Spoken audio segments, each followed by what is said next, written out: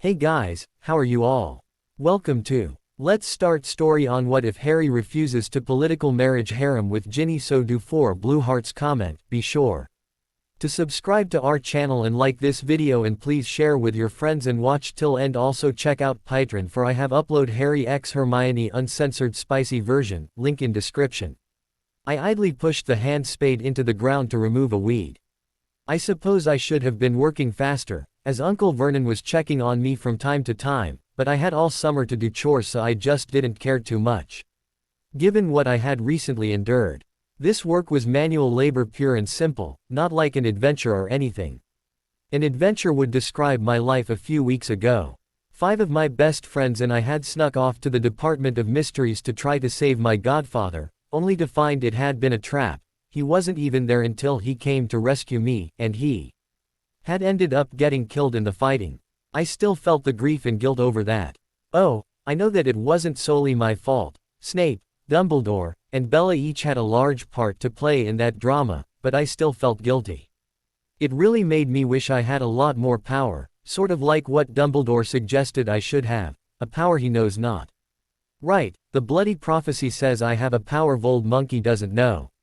Better still, Dumbledore says it's love. Huh, I snort in his general direction. Infatuation I might know about, but I think love is beyond me at the moment. I truly hope Dumbledore is wrong on what the power is. But I follow Dumbledore for the moment, such as by staying here with my relatives. I didn't want to be here, but Dumbledore insisted and it was hard to deny Dumbledore's reason of staying safe after I had just played a major game of Hex Harry with Vold Snake and his Death Munchers, which had gotten all of my friends hurt.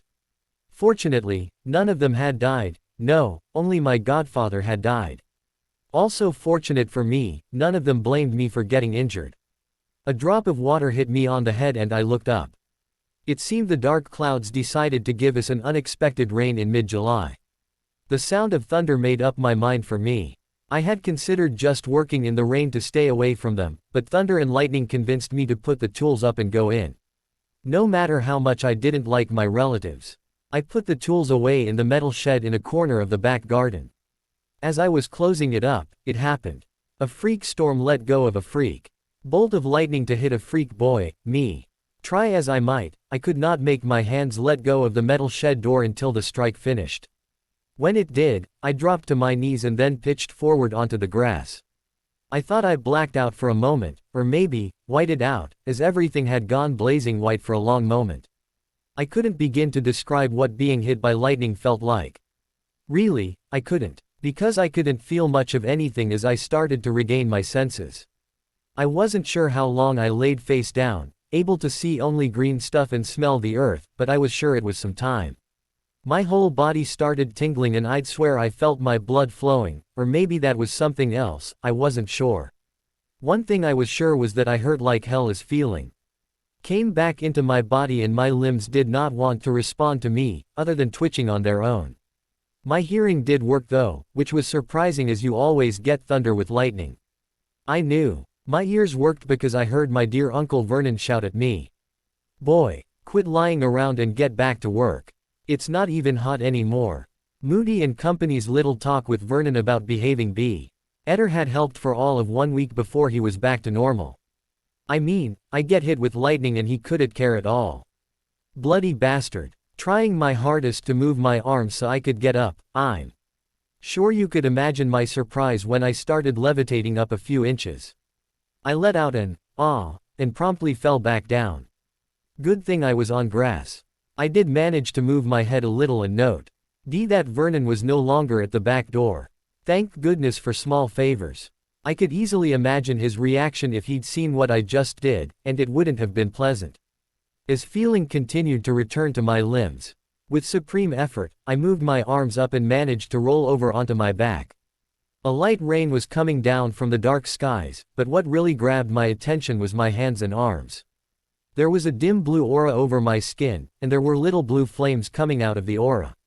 Lifting my head a little, I pulled up my t-shirt and saw the same thing on my chest and stomach. I dropped my head back down and contemplated the latest quirk in my life. With everything else that's happened to me, what's an aura, and with blue flames to boot? I looked at my hands again.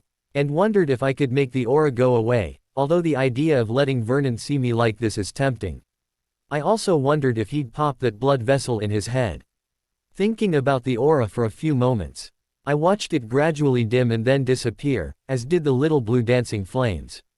As happy as I am for that small favor, I noticed that I felt something moving within me as I did that.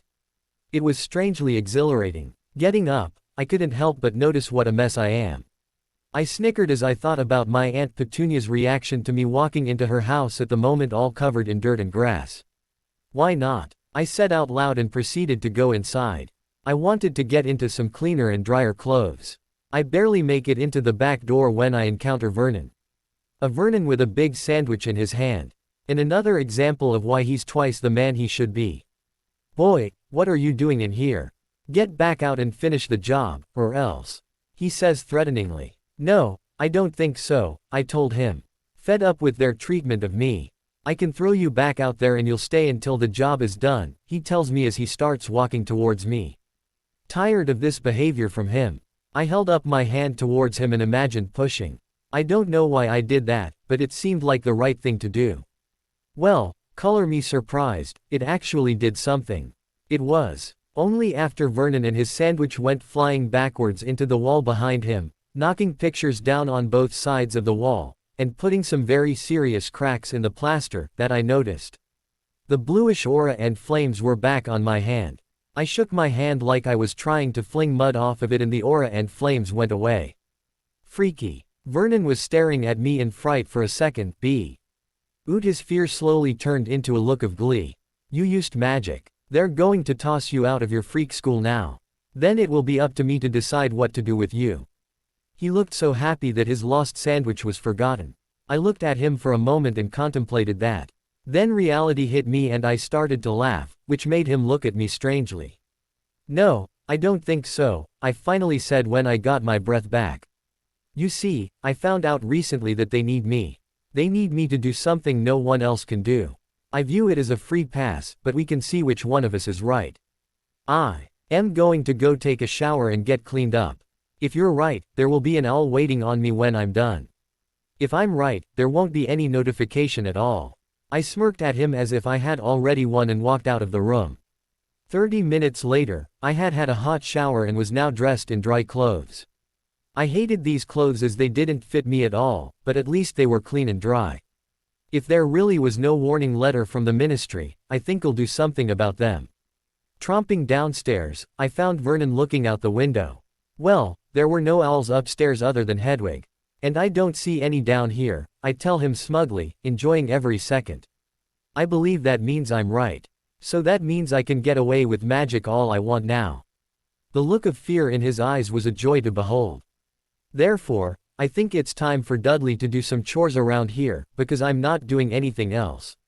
He got angry. "Now you listen here, you ungrateful whelp. No, you listen. For 15 years you've been treating me like a slave. No more," I tell him forcefully as I wave my hand in a cutting motion. "Because of the way things are, I can't walk out of here right now, but if I could, I promise you I would. So I'll be here the rest of this summer and you and your family will leave me alone. In return, I'll leave all three of you alone. Then when I leave at the end of the summer, that's it. We can call it quits and never see each other again." I suspected Dumbledore wouldn't like that and would want me to return next summer until my 17th birthday. But I had just decided that wasn't going to happen. Well, I could see he was a little less angry now and thinking about it. "I don't think you understand, Vernon. There's nothing for you to decide. That's the way it's going to be. For once, I will have an easy summer and then I'm gone. You can't throw me out because I'll wish you away." I gave a little wave of my hand, causing it to flash blue again. And he was shoved a foot backwards. His earlier look of horror was back. "The same holds true for your stuck-up wife, who I'm starting to believe really isn't my mother's sister, and for your precious Dudley Pooh. You tell them to leave me alone or they can go flying across the room too."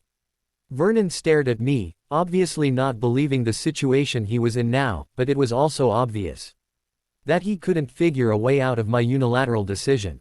Ignoring him, now that I've told him how it will be, as I've got the magic blue hand to enforce my will, I turned around and rummaged in the fridge. I pulled out a huge snack. Twice what I normally ate, but was still less than half of what Dudley ate. Before I headed to my room, I noticed that Vernon was still puzzling through my ultimatum.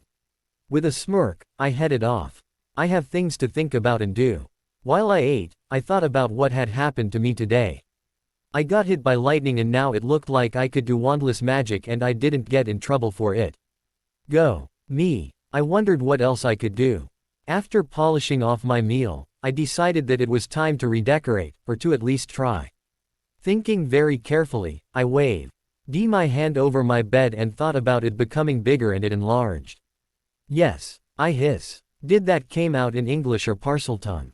No matter. Of course, just because my bed was now the size of T. The one I have at Hogwarts did not make it as comfortable. I thought really hard about how to fix that, hoping some spell I'd learned will come to mind. After nearly 15 seconds, the idea for a spell came to me. Somewhat frighteningly. It was one I didn't remember learning in school. But, in for a canute, in for a galleon, I tried it anyway. I was pleasantly surprised to see the mattress plump up, and upon testing it out, found that it was now very comfortable. I was very happy about that, but it did leave me wondering how I knew what to do. It also showed me another problem to solve. A big bed was great. Unless you have the smallest bedroom in the house. Knowing it was possible, even though I know I didn't have clue how, I thought very hard about space expansion, hoping for another miracle. Another quarter minute later, the thought of a special rune and a charm came to mind. With careful thought, I made magic come out of the end of my index finger. I drew the rune on the wall and then cast the charm. When I finished the charm, I saw that my room was now 4 times its previous size and was quite reasonable for me. However, I really needed to investigate what I did. Sticking my head out the window, I saw the outside wall was still straight. Perfect. Checking the hall, I saw the hall was still normal looking, so I deemed it a success. Of course, there was a fly in the potion. My closet was a separate room, so it was still tiny. The same rune and charm fixed that. I spent the next 10 minutes fixing up my room. When I was done, it looked pretty nice with decent furniture and none of Dudley's junk. That made me wonder where vanished items go. I'll have to ask Hermione, or else give it some deep thought later, since it seemed that I could pull answers out of thin air. Oh, Hermione will like that, not. The next thing that caught my eye was my clothes. Well, shouldn't Transfiguration be able to fix that? It seemed like it, but I didn't recall learning that in class. You know, that would be really useful. As in, needing it to live, useful, thing to know. Why didn't they teach us that in class? Oh well. I thought hard about it and figured it out in a few minutes later. All of my clothes were now my size and looked brand new. Plus, they were in colors I liked. Having improved my life immensely over the last couple of hours, I decided to lie down and rest. I felt pretty tired. Perhaps I'd overdone it with all of this wandless magic. It was early evening, so I could go to bed. I stripped down to my boxers and crawled in, enjoying my new bed. I also thought about where I am. In life I mean. Sirius was gone and that was still sad. I was getting slightly better, but it's slow. I didn't get to spend as much time with him as I would have liked, either, and now I never will. I'd try to substitute Remus into that spot, but in truth, I really didn't know him that well.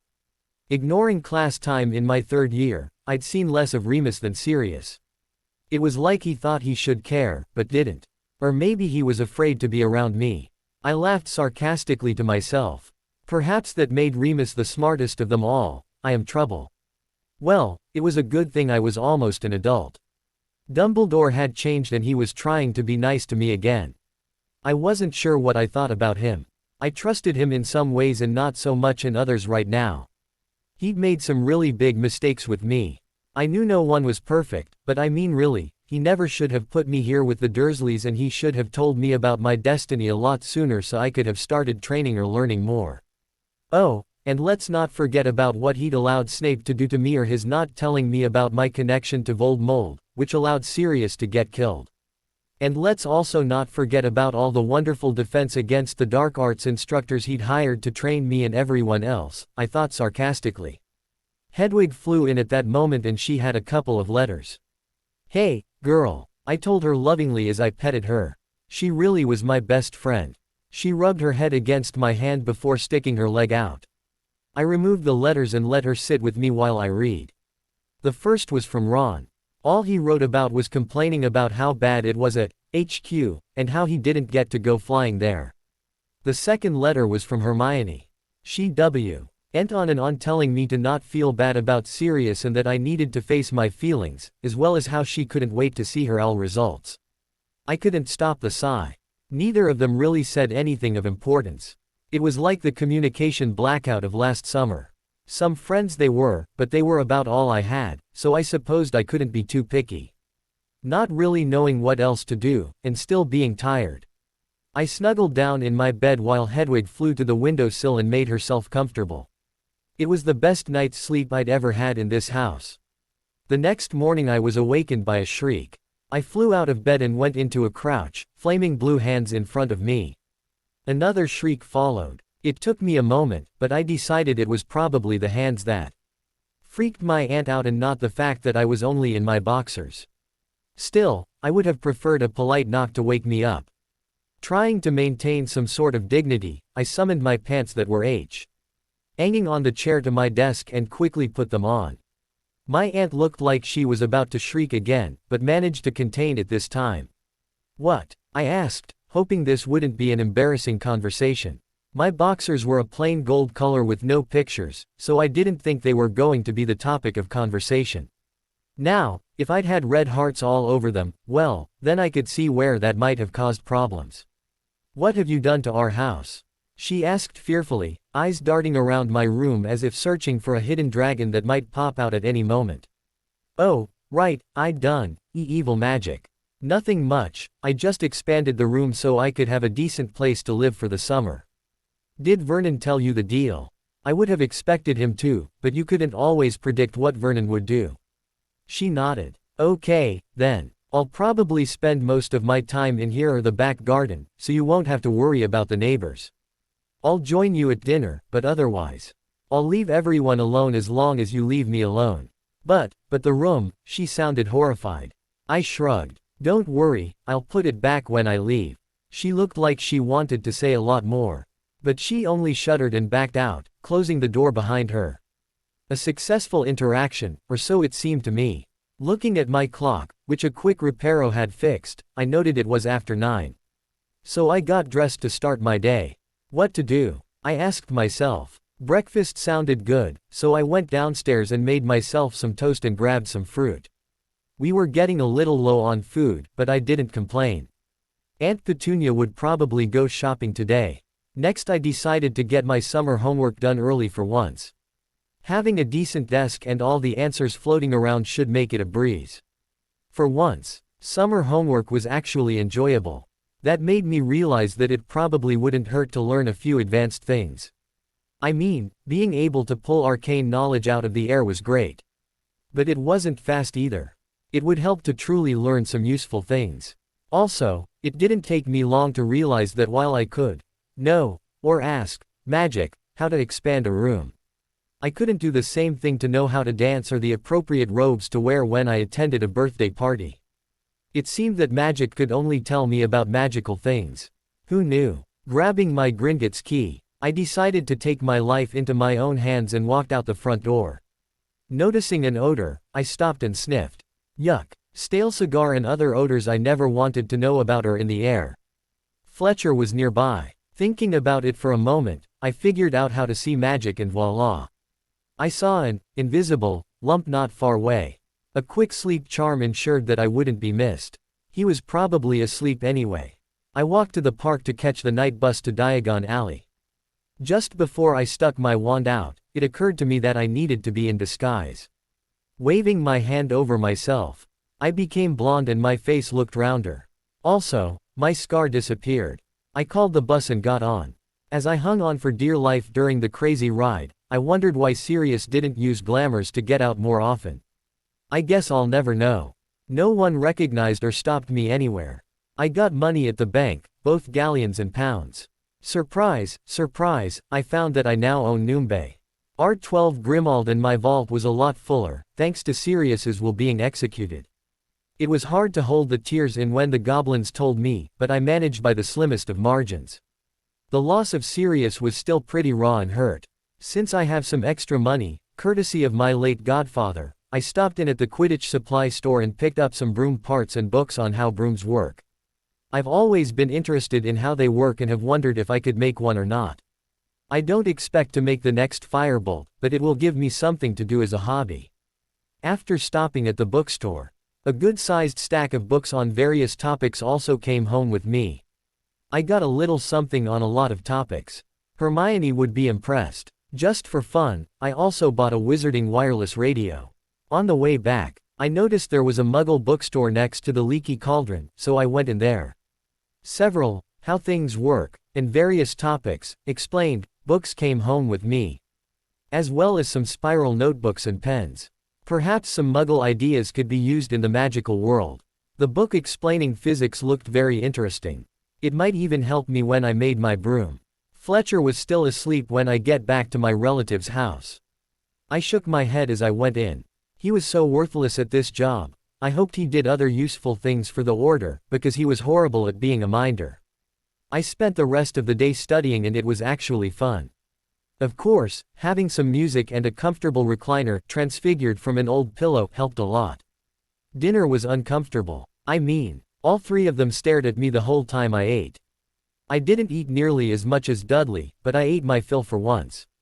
Vernon didn't seem to like that, but he kept quiet. When I finished, I started back to my room. Harry, my aunt called, but then she stopped, as if afraid to say anything more. Oh, right, sorry, I told her in a tone that almost sounded like I really was sorry. With a wave of my hand, my dishes floated up and went to the kitchen on their own, as well as started washing themselves. Petunia whimpered while the other two continued their forced silence. Although they did look a little fearful. I just shrugged and went on up to my room. I grinned to myself as I thought that perhaps that wasn't what she was going to ask about. I had been learning interesting things all afternoon and wanted to continue. In a bizarre way, I could almost understand Hermione better now. It was a truly scary thought that I did my best to forget as quickly as possible. The next morning started out well until I got to the kitchen. There, I found no eggs or bacon. All of Dudley's cereals were gone too. I grabbed some toast and fruit again.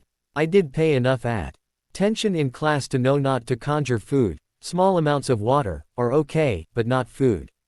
It doesn't last and could actually hurt you when it disappears. Now, if I could only make food that would see tea on the store shelves for several weeks, but would disappear 5 minutes after you ate it, and before your body absorbed it, I'd have the ultimate, feel-good diet food, and would be rich. I'll have to give that some thought one day. Maybe if I put the disappearing part on a timer after the package was opened. Breakfast was a bust though. Walking around the house, I found Aunt Petunia and Dudley coming in from the garage. There's no eggs or bacon, I told her, hoping to hear that she was going shopping soon. I know, she replied, as if I should have known too. She looked at Dudley and motioned for him to go up to his room, and for once, my pig-shaped cousin obeyed without a word, scampering up the stairs as fast as his legs would take him. She then seemed to steel herself with determination as if she was about to face Voldsnot himself. We've decided that since you want to be left alone, you're on your own for everything. We'll be eating out for the rest of the summer. We have plans to be gone for a summer holiday to visit Marge for a week or so starting next week. We expect the house to be kept up and normal when we return. Will you agree to that? Damn, she's actually being reasonable. Or at least reasonable for her. Sure, I told her, not even really thinking about it or what it might really mean to me. She nodded once in acknowledgement and walked up to her bedroom. While I sort of wondered what she did during the day, I had a bigger problem on my hands: food. Well, there was a grocery store about 3/4 of a mile away. Mrs. Fig always walked there, so I knew I could too. Not having anything else to do this morning, I went up to my room, got my Muggle money, and went out of the house. I stood on the front porch and stretched. Going now would be good, as it would be hot later. Ready, I started off on my walk, at least until I hit the end of the driveway. "Where are you going?" came a feminine voice from the bushes. That stopped me in my tracks. I had at least two options. But I decided the voice was the younger one. "I'm going to the store, Tonks. Is that a problem?" I asked as innocently as I could. Actually, it is, Harry. That's much too far away. Your little park is at the very limits of your protective wards as it is. Well, that's going to be a problem, I told her a little sarcastically. Sarcasm was really starting to grow on me as the summer went by for some reason I couldn't explain. Of course, sarcasm had been a close friend of mine last year thanks to umbrage, now that I thought about it.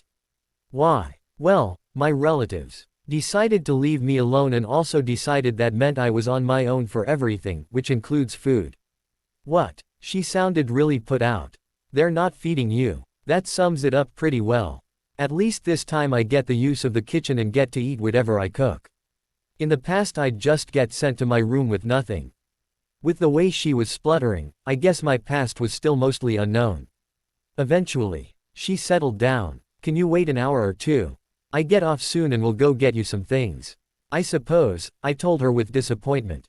In fact, I sounded a little whiny when I considered it. Sorry. I didn't mean that like it sounded. I would be grateful, but I was also thinking about enjoying the walk and getting out. You know. Actually I do, she said with a sigh. I'd let you go if I could. Do me a favor and stay here though.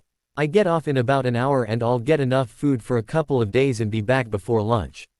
By the time you run out of that, we should have determined what to do for the rest of the summer. I guess I won't starve before then. Okay, come knock on the door when you get back. A humorous thought occurred and I almost let it happen. But there was no need to rock the boat that much. You probably shouldn't have pink hair though. She chuckled. Right, I could do that. Go get a tan in the back garden or something. I'll find you with food as soon as I can. Okay, but I think I'll wait in the house. I left her chuckling as I went in. Working on a tan might not be a bad idea for the afternoon. Of course, it would be a lot better with a girl to rub lotion on my back. I almost blushed at the good feelings that thought produced. In my room, I considered that question. Having a girlfriend could be nice. Who could I see? Perhaps more importantly, who would want to see me? Other than Hermione, who I wouldn't ask out because I knew Ron had a thing for her and, truth be known, I saw her more like a favorite cousin. I couldn't think of anyone I really wanted to date. Parvati and Lavender were easy on the eyes, but too flighty. Padma might work, but she seemed too reserved. The Slytherins were probably out, but a couple of the Hufflepuff girls might work. The problem being that I didn't know Susan or Hannah all that well. A problem for another time, I finally decided. My advanced transfiguration book would have to keep me occupied for the rest of the morning. Some time later, I heard a knock from downstairs. Closing my book, I hurried down and got there just as my aunt opened the front door. Can I help you? She sked the young brunette in a surprisingly normal-looking outfit. What gave her away to me was the huge picnic basket in her hand. Hi, I have a delivery for Harry. Petunia turned and looked at me. She's not staying long. Despite the demand, my aunt left for the kitchen. I waved Tonks in. Good job on the disguise. You look normal and nice. I wondered if she was available as I drawled out that last word. 7 years was a stretch at the moment, but it wouldn't be so bad in 5 years. Tonks closed the door behind her. Down, boy, she told me with a grin. I'm running with a wolf for the moment, but thanks for the compliment. I'll let you know if that changes. I couldn't stop the blush, but I did have the intelligence to let the subject drop. So, is that basket for me? I held my hand out for it. Yes, but I'll take it upstairs to your room. She kept the basket and started to move towards the stairs.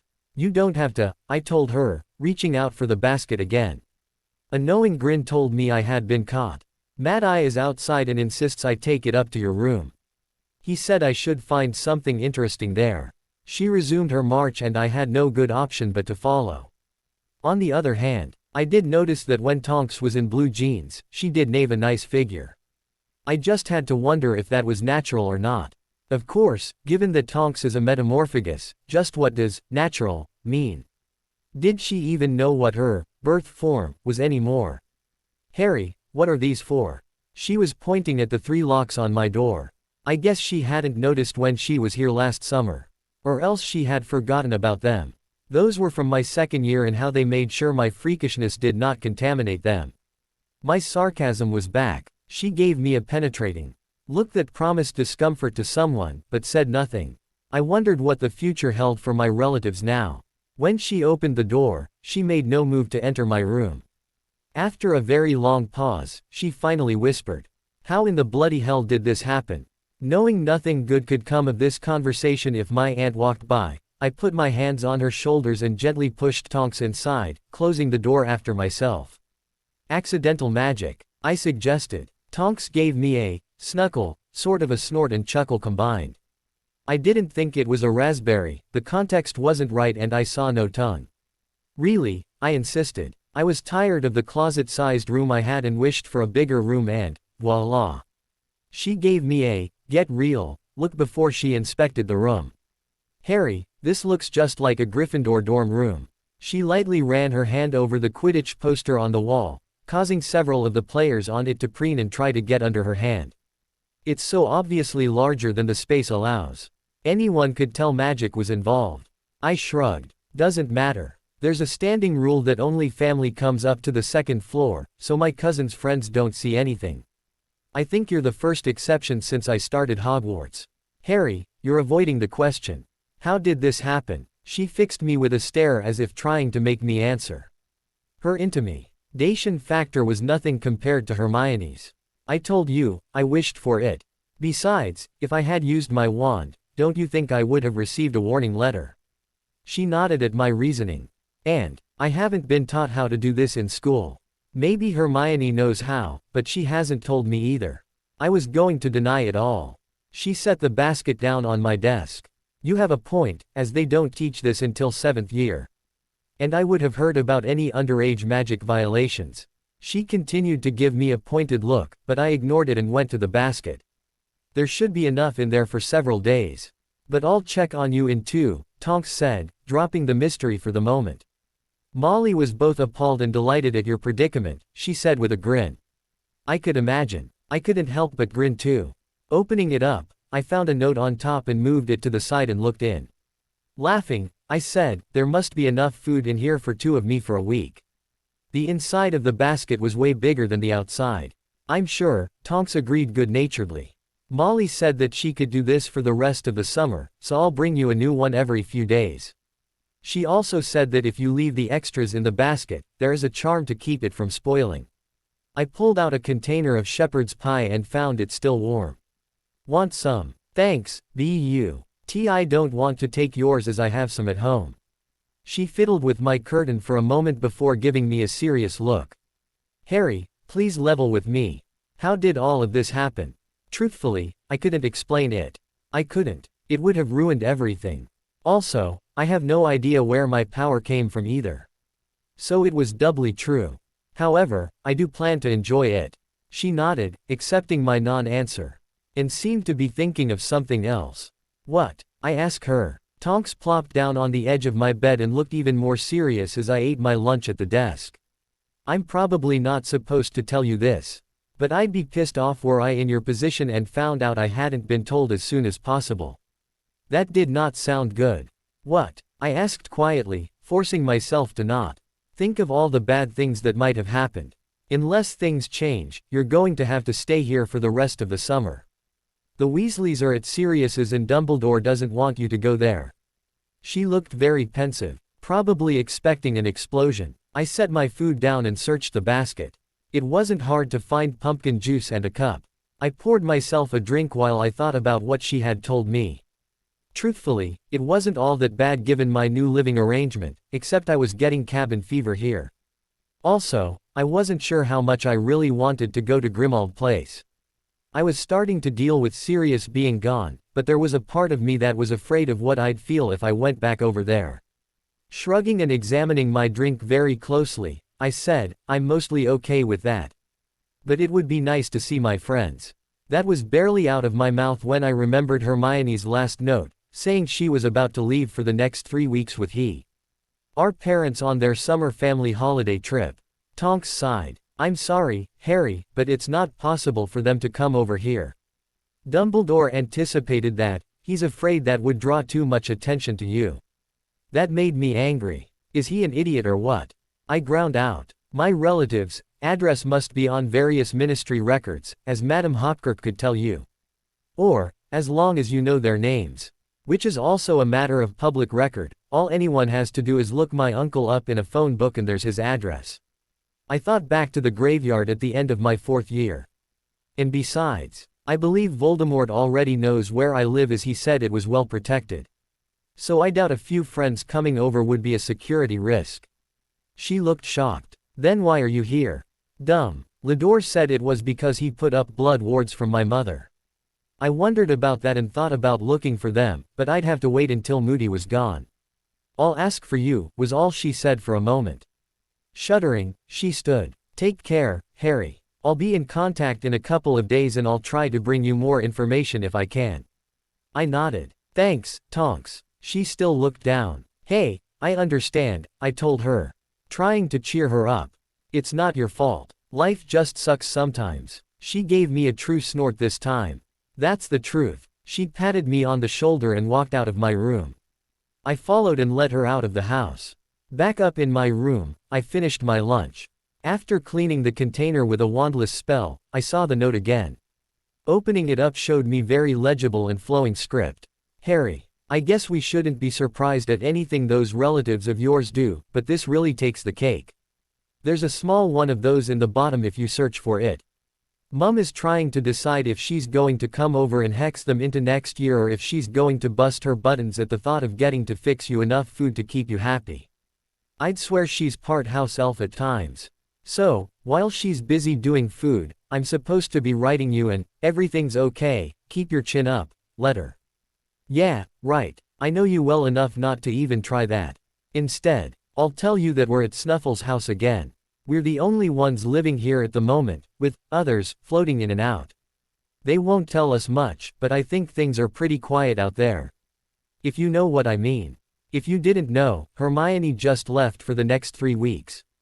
Ron is also being a real prat. I'm about ready to bat bogey him. The point is, you're not missing much. In fact, I'd happily trade places with you for some peace and quiet, but we've already asked about coming over and we're told no. So loudly Ron's head spun, or at least it did in my imagination.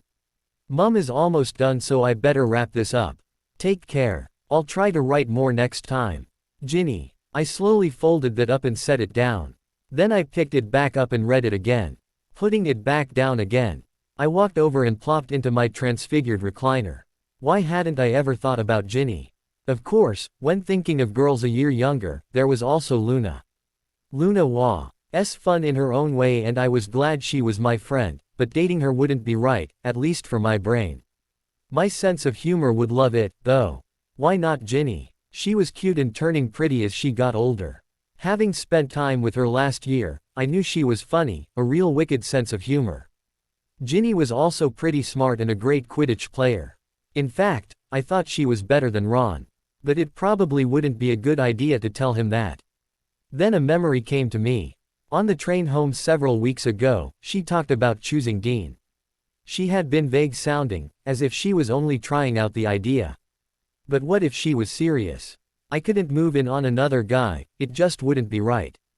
But what if she was just tweaking Ron and so she was free? I contemplated Ron's little sister who wasn't so little anymore, one who used to have a crush on me, but seemed pretty normal around me last year. We'd even had several really nice conversations and she had helped me get around Umbridge to talk to Sirius. It took me nearly an hour of going back and forth in my mind, but I finally realized there were only 2 ways out of this and I was tired of being a coward about girls, plus I was a Gryffindor. I had all the magical power I needed, so there was no reason to be afraid of the girl. Getting up, I went over to my desk and started writing a letter. Dear Ginny, please tell your mother thanks and give her a hug for me. I really appreciate the food and she is one of the best cooks I know. As soon as I finish this letter, I plan to search for that cake. I also thank you for the news. It sounds like you don't know much more than I do, but I thank you anyway. At least you tried, which is a lot more than I can say for some prats. I also have a question for you. This may make it my turn to be a prat. But I hope you'll forgive me for being so forward. Perhaps if I was there and could do this in person, it would come out a lot better. I know you used to like me. But I also know that you seem to have moved on. Hermione told me you gave up on me. You also mentioned choosing Dean on the train ride home, so maybe you're not free anyway, but I was wondering if you had any interest in dating me. Assuming you are free, please write back and let me know. If you're interested, I'm interested too. Harry. Perhaps that could have been better, but magic couldn't do everything. I looked around and saw Hedwig sitting on the windowsill watching me. When we made eye contact, she flew over. I've got a smart owl. Take this to Ginny Weasley. She's at Sirius's old house where we stayed last summer. Hedwig hooted. Be safe and you can wait there for a reply. I won't have any other letters in the meantime. Hedwig rubbed her head against my hand and then launched into flight. With the rest of the afternoon free, I decided to take Tonks's suggestion, literally. Transfiguring some old boxers into real swim trunks, I headed out to the back garden with a towel. A cold drink, a large piece of chocolate cake, and a charms book also went along to keep me company. After stretching out on the towel, I realized this really was a nice day. At the end of a surprisingly nice day. Despite the fact that my aunt told me that morning they didn't plan to feed me anymore for the summer, I laid down to go to sleep. I had only been in bed for a few minutes when Hedwig came winging her way in. She was so silent I never would have known she had came back if she hadn't landed on my chest. Since she didn't normally do that, I wondered what Ginny had told my owl. That was fast, I told her while I petted her. She gave a short barking hoot, which might have meant, of course, but then again, I don't speak owl. She stuck her leg out and I relieved her of her letter. Conjuring a floating light, I summoned an owl treat from across the room and gave it to her for the good job. I opened the letter to read it. I will admit to being very curious and even hopeful. Dear Harry, I was very surprised to get your letter. Not only was it fast in returning, but you've never written me before. Don't get me wrong, it was a pleasant surprise. You should also know that you have amazing timing. Just like on the Quidditch pitch. Ask me about this letter sometime when it's just the two of us alone. I should probably tell you up front that I'm really sorry I ever told Hermione. That I gave up on you, and I'm starting to think that you took that far differently than I really meant it. I now suspect that you thought I meant that I was completely over you and you were just another boy. Am I right? However, nothing could be further from the truth. What I really meant was that I gave up on my crush. Being around you allowed me to get to know the real Harry, and I found I genuinely liked him. So you could say that I'm interested in you too. You'll be pleased to know that I am free at the moment, no boyfriends, despite what my prat of a brother may think. However, I am very open to having a boyfriend. Especially one who is willing to be with the real me. In some ways, it would be a lot easier to do this in person, and yet, this is easier in other ways. Here, I can write what I really think and not let my blush get in the way and make me all shy and tongue-tied. I'm afraid we're restricted to letters for the rest of the summer. I wished that wasn't true, but I guess we'll have to wait until the train to hold hands or do the other boy-girl things. I hope you don't mind that I'm really looking forward to that. Please write soon. Your Ginny. P.S. Even though Mum will still be the one cooking, I'm now in charge of putting your basket together, so I'll put my letters in there for you. You can send yours back in the empty basket. Pages P.S. I've also been told to tell you that Mum is happy for your thank you note, but that you must not send Hedwig over here anymore. They think she's too conspicuous and well-known. Personally, I'd rather have you over here, but that's not possible either, I'm told. I was figuratively bouncing off the walls at that point. I wanted to shout, I've got a girlfriend, over and over like some little kid. I guess that would show I wasn't totally grown up yet. The goofy grin all over my face would not help my case for being grown up, either. Extinguishing the light, I laid back down and tried to go to sleep. That was far harder now than it was a few minutes ago. Visions of a cute little redhead and what I'd like to do with her are running through my head. I'll never tell anyone I fell asleep hugging my pillow while thinking of my brand new girlfriend. No way. I was still over the moon about Ginny the next morning. The fact that my normal two friends were ignoring me and not being true friends by writing meaningful letters was no longer important. I was sure that when I explained it to them, they'd be sorry, apologize, and then we could go back to being friends. At least, I hoped so. As I ate breakfast, I saw a slim book on my desk that looked useful, one of many I had purchased the other day. Pulling it out of the stack and flipping through it, I started to mentally digest what was in it. It took me a while to figure out the theory. But before lunchtime, the 3Ds of apparition made sense, as does the idea of what I had to do to apparate. Engaging my magic vision, I looked out the window and saw a glowing prone lump out behind the bushes at the end of the driveway. It was Fletcher again, so I could do anything without worry. With my own special brand of determination, I headed out to the back garden, book in hand. After one last review, I put the book down and thought about a spot on the other side of the garden. With everything in mind, plus a vision of myself opening up a tunnel through space to travel through and then safely land over there, I pushed my magic as if I was doing a spell. Of course, I couldn't be normal with this either. I've seen adults apparate and I don't recall him being sucked upwards as if going into a funnel. I felt like I was moving very fast and my body was very fluid, almost like going through a pipe. The sensation was very brief as I was just as suddenly dropped back down onto my feet. As if stepping off of a short step a few inches high. I was amazed I didn't fall over like with a portkey and it didn't hurt. There was also no yanking or pulling feelings. Hoping and praying that it had worked correctly, I patted myself down and looked across the yard. I saw no parts over there and it felt like I was all still here and correctly put together. I had successfully apparated. Or whatever I did. I wondered how loud I was, but I could think of no way to figure that out. Just for fun, I did it back to the other side of the yard, and it worked again. Thinking about the park a few blocks away, I went there, successfully. Feeling confident, I popped to the apparition point in Diagon Alley, then to the Shrieking Shack, and finally back home and straight into my bedroom. Best as I could tell, I wasn't even missing a hair. This was brilliant. I shouted and danced in the privacy of my room. It was a good thing no one else was home. With joy and cockiness that I felt was well deserved, I wrote Ginny a letter. At the bottom, I told her to go visit Buckbeak at 9 that evening, well it would be tomorrow evening, and to make sure she was alone. I'd send it to her via the empty basket tomorrow. Damn, it's good to be me and have a lot of power.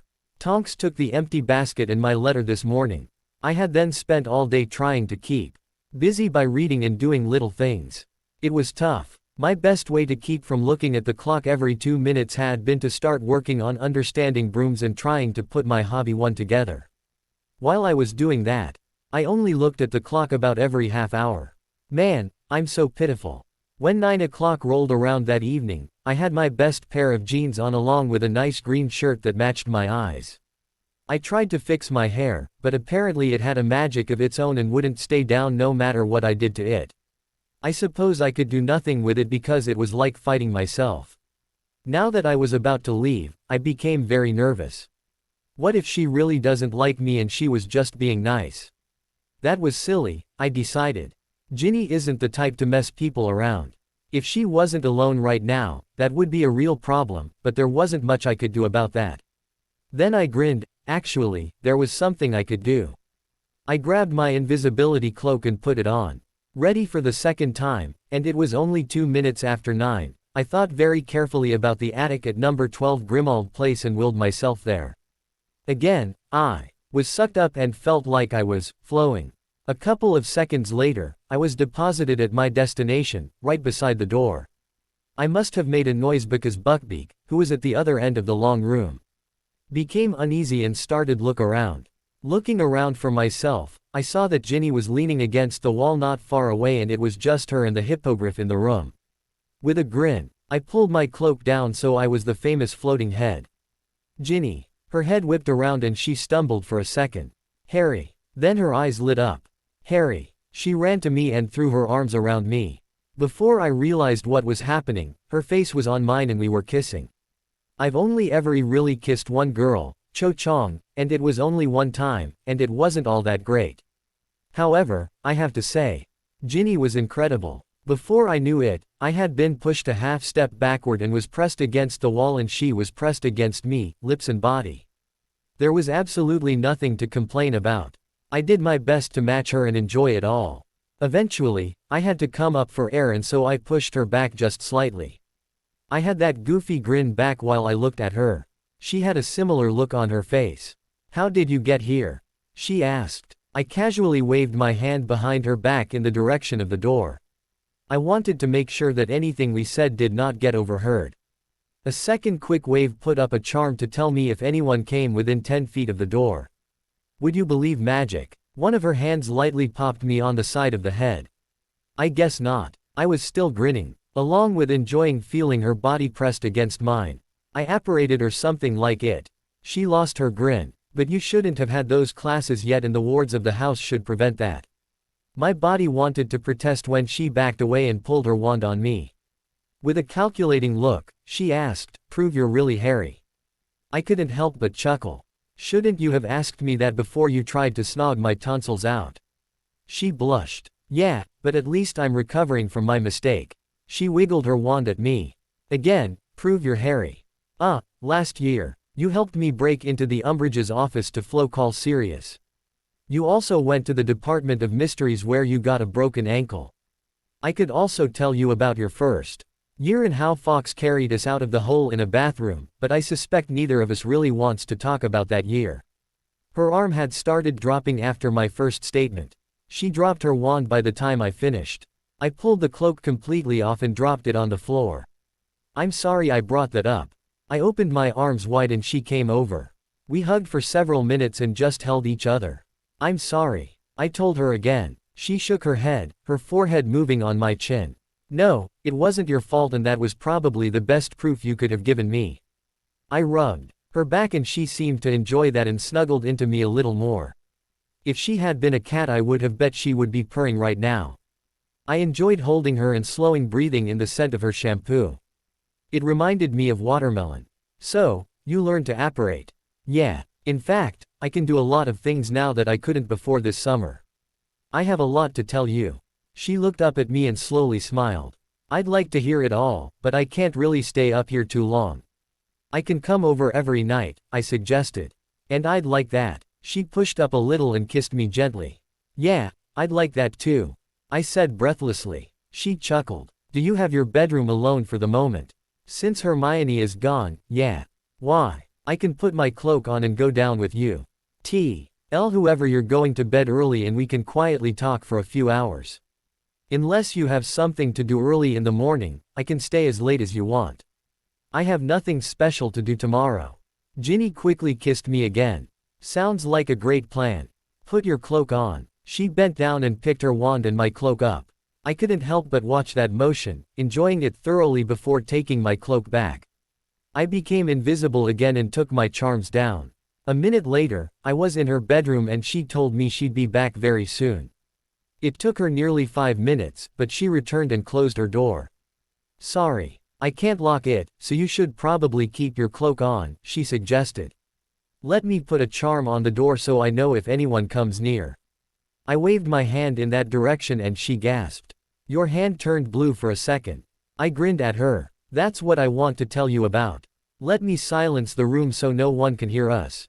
I did another spell before taking up a seat beside her on her bed. Both of us leaning against the wall. "How are you doing that, and aren't you afraid you'll get into trouble?" she asked curiously. "Nope," I told her confidently, "especially not here. This house is unplottable, so even you could do all the magic you wanted and not get into trouble. I just recently learned that." She slowly looked up and I could see her getting angry. "I'm going to hurt my mother." "Hey, either she didn't know or she did it just to keep you busy. You're not helping, Harry," she growled, a sound that I kind of liked now that she was my girlfriend. "Oh, right, sorry. Well, I guess I should explain about me." I launched into the story of my summer. I told her about the lightning hitting me and the power boost. I also told her about all the magical stuff I'd been doing around the house with Neri and Al from the ministry. I also talked about all the stuff I'd been learning and doing. It took me well over an hour and many questions from her, but we had a good time. She also told me about her summer, and she was right in her letter, it was not much to speak of. Unlike Ron, she had already finished her summer homework. "Oh, I was supposed to ask you about the timing of my letter." Ginny laughed lightly. "Be glad you wrote when you did, Harry. I was waiting on Errol to come back from another trip so he could take a letter to Dean. I'd been messing with Ron's mind when I told him about Dean on the train, but then I decided that he was a pretty decent bloke, so I had written him to see if he was still interested in me. He had indicated he was at the end of last year. However, after I read your letter, I tore up my letter to Dean. There was no need to see about his interest in me when I had the man of my dreams asking me to be his girlfriend. She finished with a smile. I kissed her. Good decision. She chuckled. Harry, just so you don't get too angry at Ron, or at Hermione either, they were both told not to write you ABO. Oot anything of importance or about the order. Of course, I wasn't told that and I thought it silly as well. I kissed her again. Another good decision. Coyly licking her lips, she said, maybe you need to give me some more incentives to keep telling you things. I eagerly agreed. After a little kissing, we arranged a meeting time before I left. She was watching me when I went home. I'll have to remember to ask her what it looks like when I see her tomorrow night. This summer is turning out more brilliant all the time. The next few weeks were smashing. I'd read, work on my custom broom, or imply have fun with magic in the daytime. Then in the evening, I'd go visit Ginny, usually in her room or in the attic of number 12 Grimmauld. A few times, I'd even wear my cloak into the main party of the house and visit the library there to pull out a few special tomes. Ginny informed me that her mother had pulled some of the darker works out in an attempt to protect her and her brothers. Had incensed me a little because those books were rightfully mine. So carefully reaching out with my magic, I sought out all the books in the house that were part of the Black Estate, establishing a magical connection to follow. That exercise led me to what Ginny told me was her mother and father's room. Since her parents were down in the kitchen, I went in and found the books in their closet. Pulling them out, I took them back to the library where they belonged and then I searched magic and found the spell I needed and cast it on the room. What did you do? She asked me. I put a ward on the room and the books in it. Try to take a book out of the room, I innocently suggested, working hard to keep a grin off my face. She looked at me questioningly for a moment, obviously trying to divine what I had done. But she eventually gave up and pulled a book off the shelf and tried to walk out, try being the operative word. As she reached the doorway, most of her kept going, but the book would not go past the threshold. She walked one step back and then tried again with the same result. With a grin on her face, she put the book back on the shelf. I'm the only one who can take books out now, I said with a grin. That is going to drive Hermione crazy when she comes over, she chuckled. What about your mum when she finds those evil books have come back? I teased. Ginny snuckled. That will be fun too. Be sure to tell her that the books and everything else in the house are mine and nothing may be disposed of without my permission. Okay. Ginny looked thoughtful for a moment. Can you cast the same spell on the house as a whole? I considered that. Maybe. It's harder on large areas or where the items aren't well defined. For example, should it affect a sandwich that your mum makes and gives to your dad to take to work for lunch? She nodded. I see your point, but I've heard that Fletcher was trying to take some of the silver, she said a little hesitantly. Moody caught him and made him put it back. That was upsetting. I might have to go track the little bugger down. But for the immediate problem, there was an easier way to keep things inside. Again querying magic, a few seconds later I had the answer. Walking over to a wall, I put my hand on it and cast a spell. With a huge grin, I turned back to Ginny. What did you do? Through my grin I said, made it so Fletcher can't come back into the house. Ginny's eyes went wide before her hand flew to mouth. She bent over and stumbled a little before she fell into a chair. Muffled laughter came out as did tears of levity. Oh, Merlin. You don't know how much trouble that's going to cause. I can guess. Then a truly wicked thought came to me. I turned back to the wall and cast the charm again. And that one? She asked, looking ready to laugh again based on her easy grin. I think Snape will have a hard time returning as well. Ginny lost it again and burst out laughing. Unfortunately, there was a problem this time. Her laughter brought unwanted attention. I heard the footsteps just in time to pull my invisibility cloak up. Ron walked into the room and stared at his sister. What are you laughing about? He asked a little sourly. Ginny had told me that he had been in a funk and was not happy to be cooped up in the house, a feeling I understood all too well. It seemed the adults in charge did not understand. As this problem kept coming up, Sirius, me, and now the Weasley children. When she noticed him, she quickly looked around. She looked relieved to not see me, but I was curious as to what she'd say. I was trying to work out a prank for the twins and I guess the thought of it was just too much, she blithely put forth. What were you thinking? Ron asked, clearly intrigued. The thought of sticking them together. Preferably lips to lips. I wondered how long she had been thinking of that. It wasn't too bad of an idea. Ron snorted. Right, I don't think you can pull it off. Probably not, Ginny sighed. But it did strike me as really funny, especially the visual. Then my lovely girlfriend did one of the either sweetest or meanest things I've ever seen. It was really difficult to decide which. Ron, are you going to apologize to Harry when you see him next? Her brother froze with a, hand caught in the biscuit jar, look. For, what? He asked slowly. I got the impression that he knew. But didn't want to admit it. There were times I wondered why I considered him my best mate. For not being a friend to him this summer. For not really writing to him. For not really fighting to get him here with us. I had to hand it to Ginny, she didn't pull any punches. But that was one of the reasons I liked her. She rarely beat around the bush and almost always told you exactly what she thought. I didn't like people who played games with me, I'd had too much of that in my short life. Ron took a few deep breaths and stared at the ceiling for a moment. Do you think he'll understand if I tell him that it's because Hermione promised Dumbledore and made me do so too? A wry grin came over Ginny. Oh, I think he'll understand that part. Harry believes in keeping promises. Wah. I don't think he'll understand is why you made the promise to do everything Dumbledore asked. You knew Harry wouldn't like it, and yet you promised anyway. Harry wouldn't have promised to do that for you.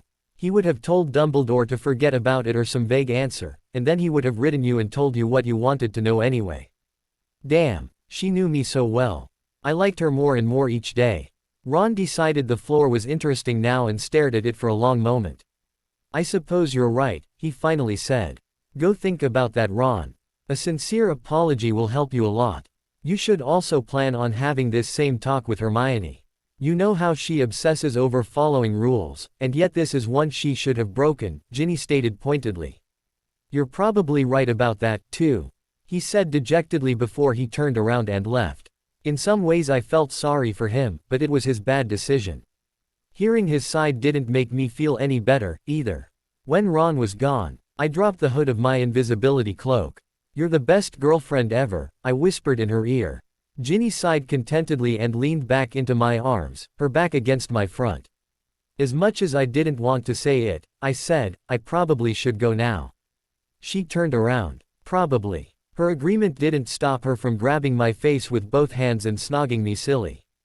With a goofy grin, I told her, I'll see you tomorrow night. Before I left. Back in my bedroom, I flopped down on my bed and let my own sigh out. Merlin, I love that girl. It hit me what I'd actually said. Which jerked my thoughts out of La La Land. Did I really love her? Did I even know what love was? I decided that I wasn't sure what love was, at least not at the moment, but if I did love anyone, Ginny would probably be the first. One interesting side effect of my many short visits to Grimmauld Place was that it helped me to get over losing Sirius sooner. The thought of him still left me with a bit of sadness. But by taking it in small doses and with Ginny present to help keep my moods from getting too bad, I thought I recovered faster than I would have otherwise. I saw Ron a couple of more times for a few minutes each and he seemed pretty moody. I thought his tangle with those brain things in the Department of Mysteries must have done something to him. It wasn't too bad, but it was enough to be noticed. I decided I wouldn't be quite as hard on him, but I did still expect an apology about the letters. The second week in August changed things for us dramatically. First, I was able to put a very nice present wrapped in colorful wrapping paper in one of my return baskets. I had to do that because I was supposedly unable to see Ginny, so how else was I to get her birthday present to her? Secondly, Hermione returned from her holiday with her family and came to stay at Grimmauld Place. I went to Grimmauld Place late on the 11th and met Ginny in the attic. She was very happy to see me and thanked me profusely with her lips for her present. I was just as happy to receive her thanks. I admired her choker with a ruby lion on it. It looked beautiful on her, or maybe I should say I thought it enhanced her beauty.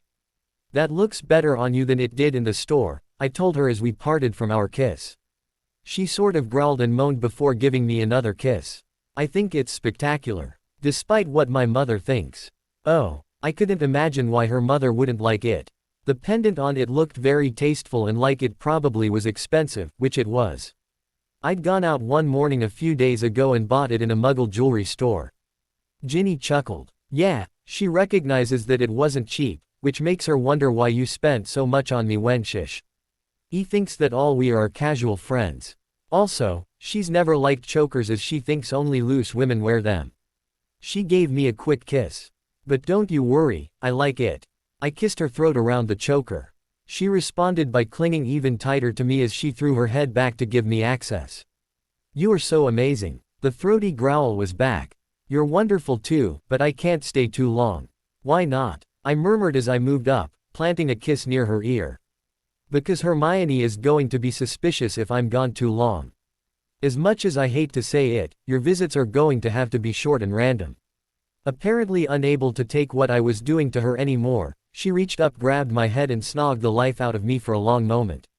When I could talk again, I said. I could just appear on the doorstep and say I was here for the rest of the summer.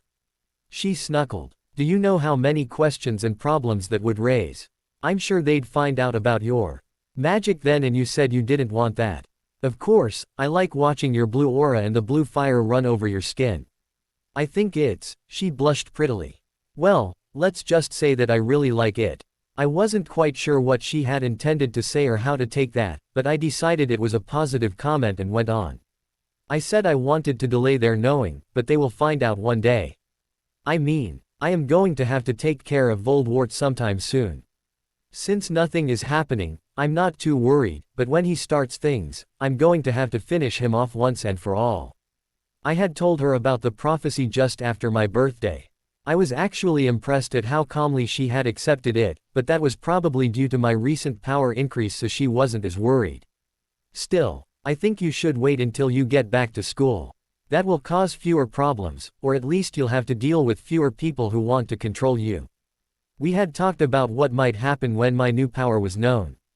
The only question we had was who would pitch the biggest fit, Dumbledore, Fudge, or her mother. You have a point, I agreed. And it is only for the next 3 weeks. Once we get past that, we can easily have the next 10 months together. She pressed me against the wall and slid up a few inches to kiss me again. I'd like to have a lot longer than 10 months, Harry, she breathlessly told me. Between her body, her smoldering look, and the way she talked to me, I knew I was a goner. 10 months was now irrelevant. I wanted her forever. Of course, I might have been thinking with my hormones at the moment, but my hormones were really happy and wanted to be that happy again as often as possible. You can have as long as you want, I told her as I crushed her back to me and snogged her. Considering how occupied we were with each other at that moment, I was very surprised I even noticed my proximity alarm going off. Knowing I had no hope of hiding before whoever it was at the door opened said door, I continued to hold on tightly to Ginny and transported us back to my room. I felt squeezed a little tighter with both of us going at once, but otherwise, it was a normal transportation, to me. Ginny had a different opinion. When we fell the last couple of inches to the floor, she looked up at me in terror. What just happened and where are we?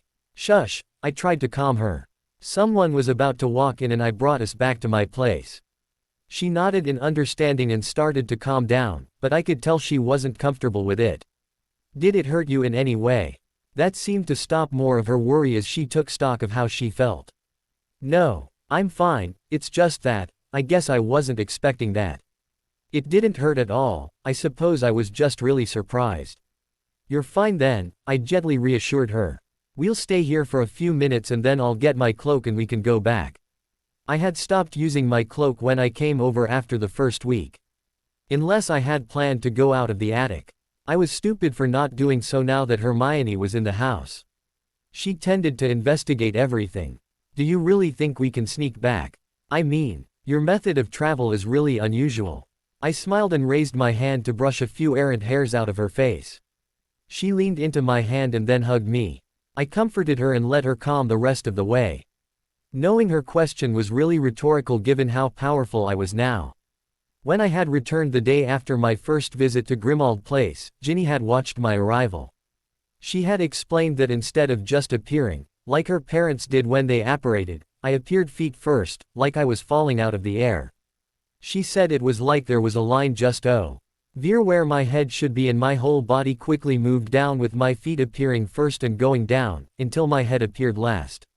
I suppose it would be like coming down on a lift, except that it happened in the blink of an eye.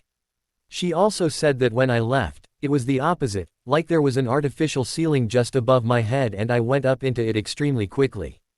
I was also totally silent. Better yet, she knew there were anti-apparition wards on Grimmauld Place and I went right through them. So my method of travel was not really apparition, but something better. Ginny took a few minutes to look around my room. It's like our dorm room. You did a good job, Harry. Thanks. The real room is about a quarter of this size. She looked surprised. You did room expansion wondrously.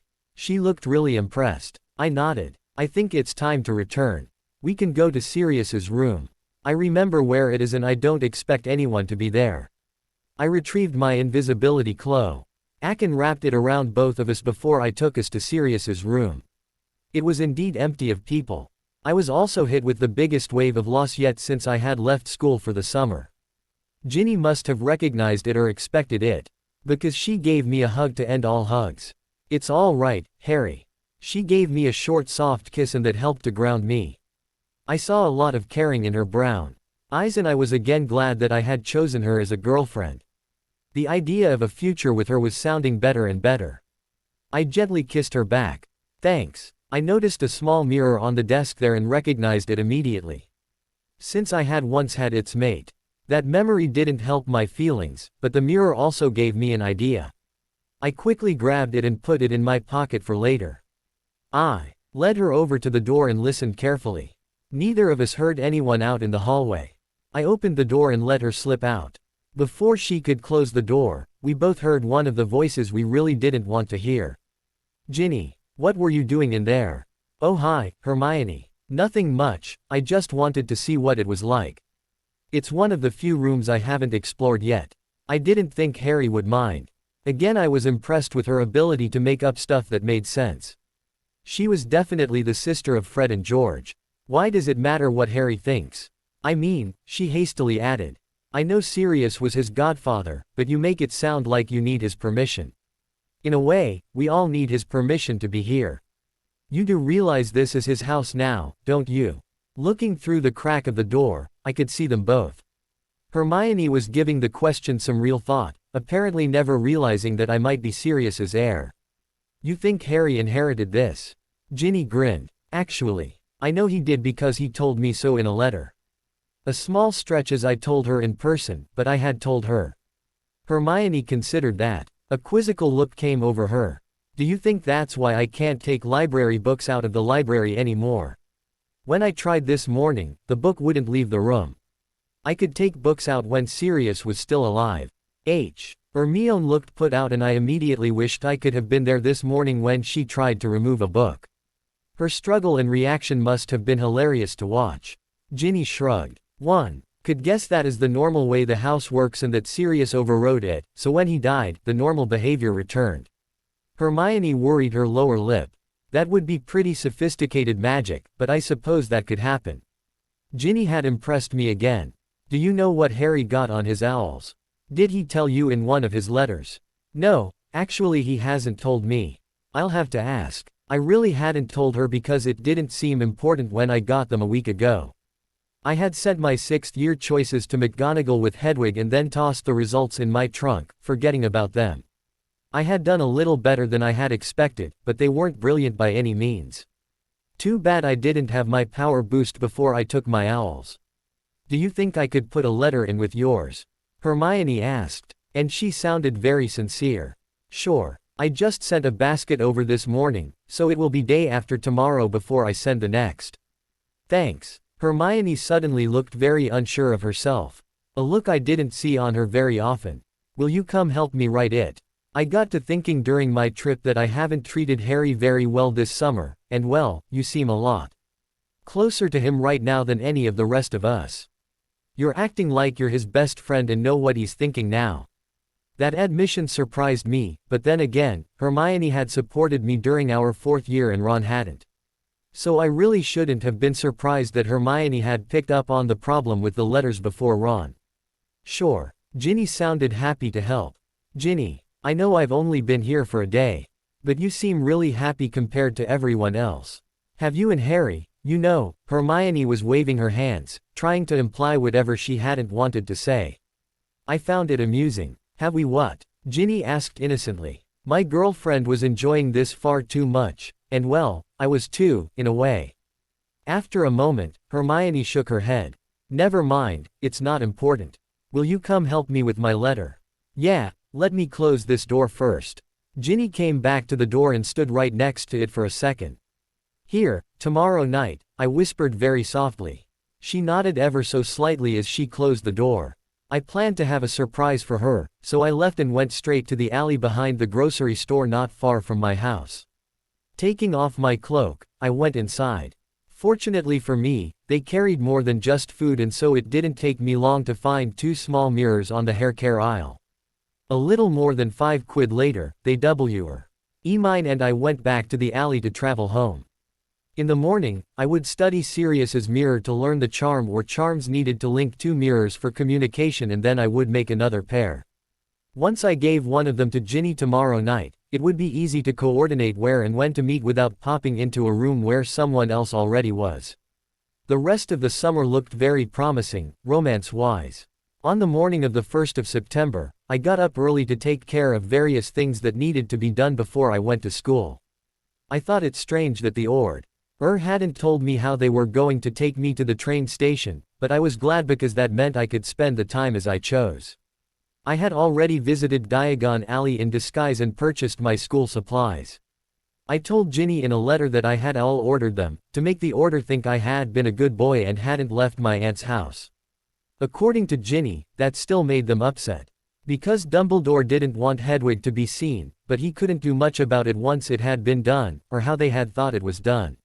My deception was holding. I carefully searched my room and made sure I had everything of mine in my new trunk. Well, it was my old trunk, but it was changed. Remembering Moody's 7-compartment trunk, I had expanded the inside of my trunk with the help of information from some of the extra books I'd purchased and made my own 3-compartment trunk. I had also installed some security on it, so no one but me would be opening it, at least not without going through a lot of pain. I had plenty of space for all of my things now. Ready to go, I shrunk my trunk and put it in my pocket. Fortunately, the weight decreased as well. After a quick breakfast, I shrunk the last food basket and gave it to Hedwig to take to Mrs. Weasley at Grimmauld Place before she flew on to Hogwarts. I knew she'd be happier flying there than traveling with me on the train. I wasn't feeling overly charitable. So I vanished everything left in the room. Most of the old furniture had been about to fall apart before I transfigured it into something useful, so I was probably doing them a favor. When I was ready to leave, my room and closet were back to their normal size and both were completely bare. Part of me wished I had nostalgic thoughts about leaving this place, I'd be lying to myself if I thought that. I was glad to be leaving this place. Going downstairs, I found Aunt Petunia. It almost appeared she was waiting for me. Fortunately for them, Vernon and Dudley were gone.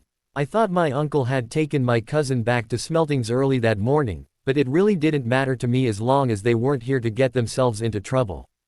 If they bothered me now, I would not hesitate to knock them through a wall. Aunt Petunia, I'm off and, well, I'm never coming back. So, this is goodbye. She looked to be enjoying this time about as much as I was. As you wish. She sounded like she really didn't care if I came back or not. I thought your professor wanted you to return next summer too. I snuckled. He's free to want that, but I don't plan to. I only stayed here this summer because I wasn't sure where to go and it was more convenient for me. I'll spend time during the school year and Christmas searching for a flat or something. I can do all the magic I want now. So it won't be a problem. She looked like she was about to argue, but didn't. Instead, all she said was, "Goodbye, Harry." There was a part of me that wanted to tell her off for everything they had done to me. But I knew it wouldn't matter a single whit, so I didn't bother wasting the energy. However, there was one last thing to do. I need to go to the back garden too. Remove the reason Dumbledore sends me back here each summer, it won't take but a moment. Goodbye, Aunt Petunia. I turned and walked out the back door. There was no real love lost between us. I had found the ward stone Dumbledore had used to erect his fabled blood protection wards weeks ago during one of Dung's shifts. There was some magic there that I didn't understand, so I assumed that was what I was looking for. I figured that if I destroyed the stone, that would ensure that even Dumbledore would admit that I'd have no reason to return. Calling magic to my hands, which caused them to glow blue. I pulled the stone up out of the earth. Dumbledore had buried it to hide it. With a push of my magic, I shattered it into bits of gravel. There was a backlash of energy, but I contained it. I vanished the pieces of stone and then filled in the hole, making it looking like nothing had happened. I suspected whatever monitor Dumbledore had on the wards here was probably going off now, assuming he was in his office to hear it. I didn't wait around to find out. Instead, I traveled to Diagon Alley, appearing right in front of Gringotts.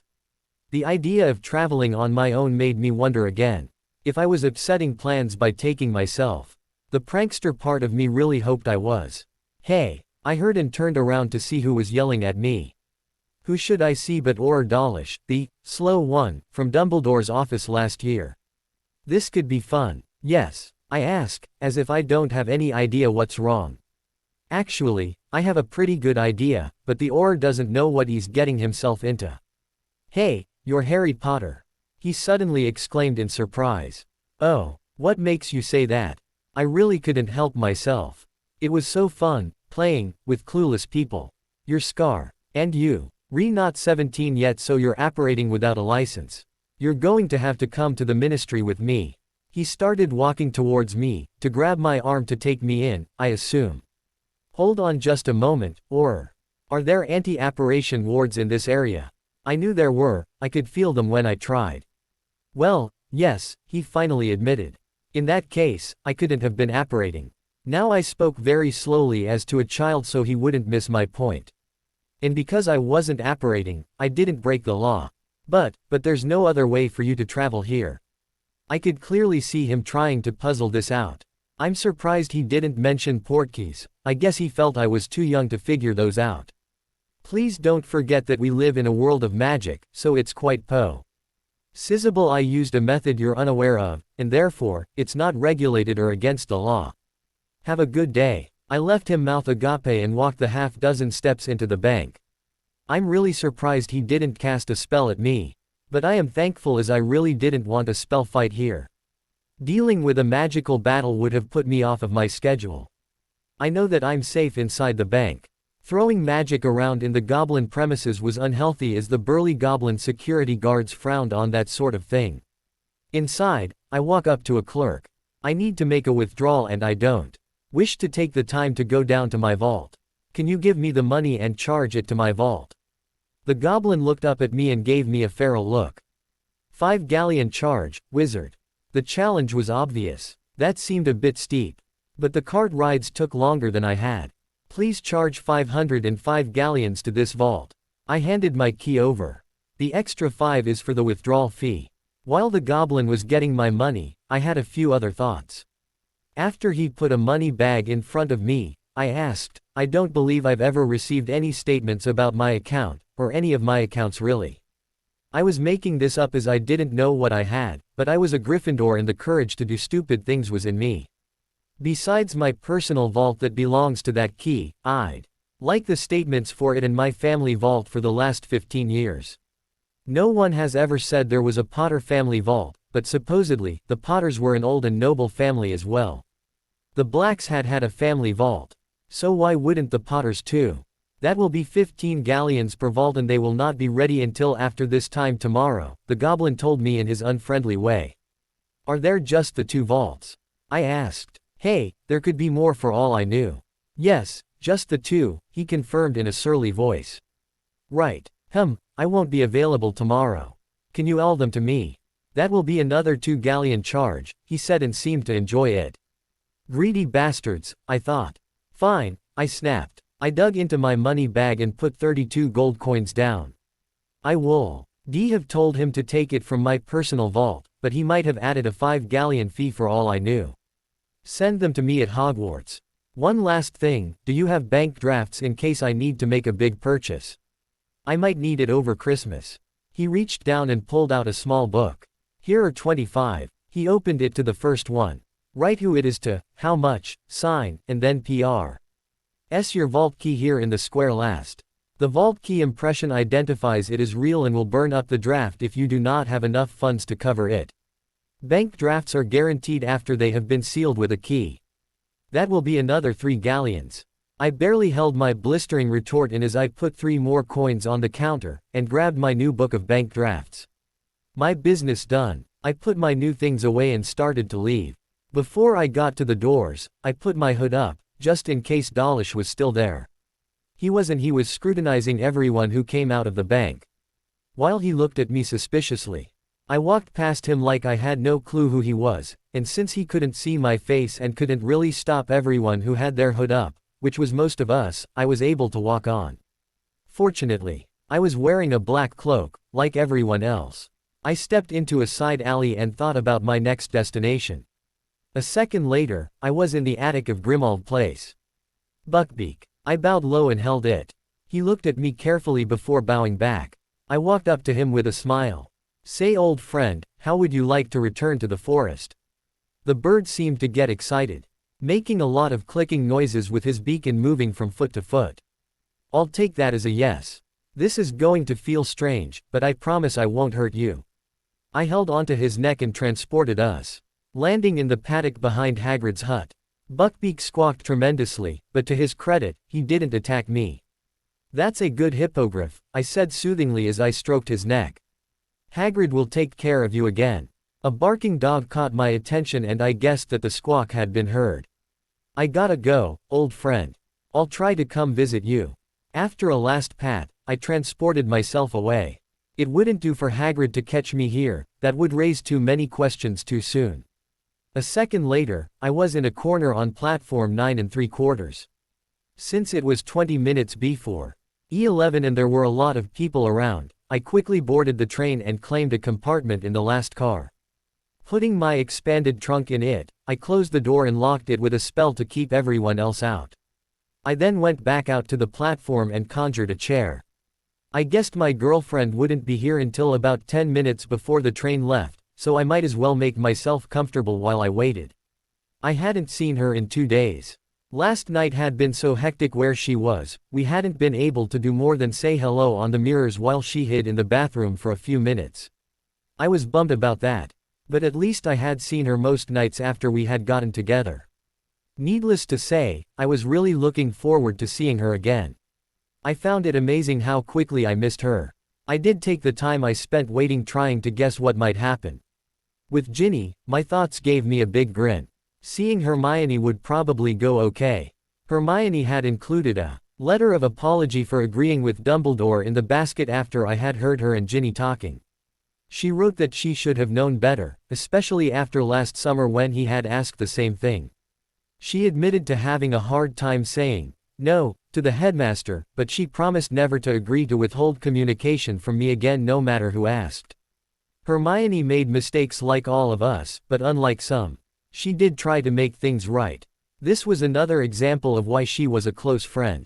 On the other hand, Ron had only written me once since I overheard the conversation between him and Ginny in the library.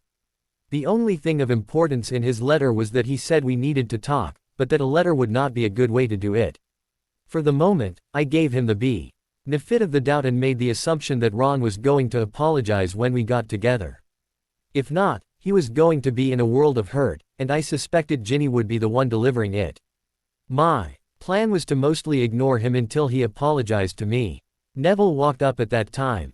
I had ridden him a couple of times over the summer. Hey, it's good to see you. You too, Harry. He grasped my arm for a moment.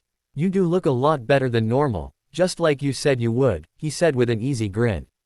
Yeah, Mrs. Weasley is a good cook. Things still good at your house? Mostly. He whipped out a new wand. This works a lot better than my old one. He put it away. Harry, thanks again for letting me go with you. It meant a lot to me, and well, Gran told me she was proud of me standing up with you against the Death Eaters.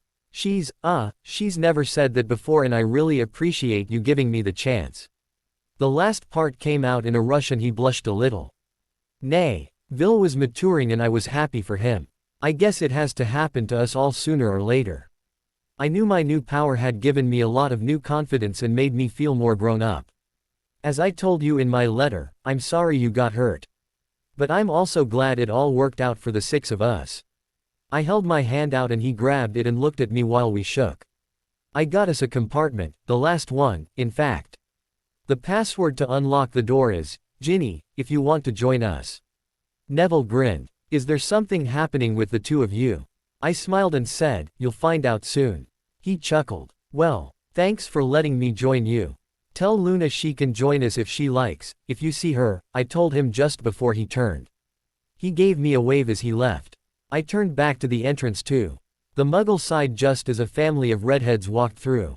I couldn't stop the goofy grin on my face as I started walking that way, slowly at first and then faster. The first redhead was searching like a Muggle radar. And when she saw me, she let go of her trunk and ran to me, jumping at the last second, throwing her arms around my neck. I grabbed her and swung her around so I wouldn't fall over. When I stopped spinning, she pulled her legs up and put them around my waist like she was trying to shimmy up a tree. Then she captured my lips with hers and kissed me for all she was worth. It was all I could do to hold her up by her sides and not fall over. Harry, she purred when she finally pulled back, there's a much better place for you to put your hands than my sides. I'd love to be you. Your mother and brother are right behind you and I don't think that would be a good idea at this time, I quietly pointed out. Bugger, she softly retorted. Ginevra Molly Weasley. Came a hoarse hiss. Get down this instant. You make yourself look like a Mrs. Weasley. Hi. I really didn't want her finishing that sentence. Ginny would get angry and I preferred a happy Ginny. Also, I might need to defend Ginny. And I really didn't want to have to hurt the woman who fed me for most of the summer. I lifted a little on Ginny and she got the message. She dropped her legs and I set her down. That's when I noticed that her faded jeans looked painted on her and her black t-shirt fit her like a second skin. I was going to have to check out this outfit later.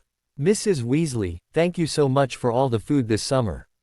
You were really wonderful. To further fluster her, as she looked like she was about to deny she had done all that much, I stepped over and gave her a quick hug. She was so surprised that she didn't hug me back, for which my ribs thanked her. When I pulled back, I looked over at Ron, to see what was happening on that front, and watched him cycle through several emotions. Mostly shock and anger related, typical Ron. I lightly slapped him on the shoulder. Hey Ron, good to see you. We need to talk soon. I moved to the next person before he could get himself jump-started on some needless rant. Hermione had a bashful smile. Hermione, it's really good to see you. I gave her a quick hug which she returned. Any progress on getting a boyfriend? Bullseye. I scored B.I.G. time and mentally celebrated her world-class blush. I guess not then, perhaps we can talk later about how to get him to notice you sooner. She continued to blush and Ron cycled back towards anger. There were days I wondered why I considered him my best friend. My new best friend eagerly put an arm around my waist as I stepped back over to her and I put my arm around her shoulders.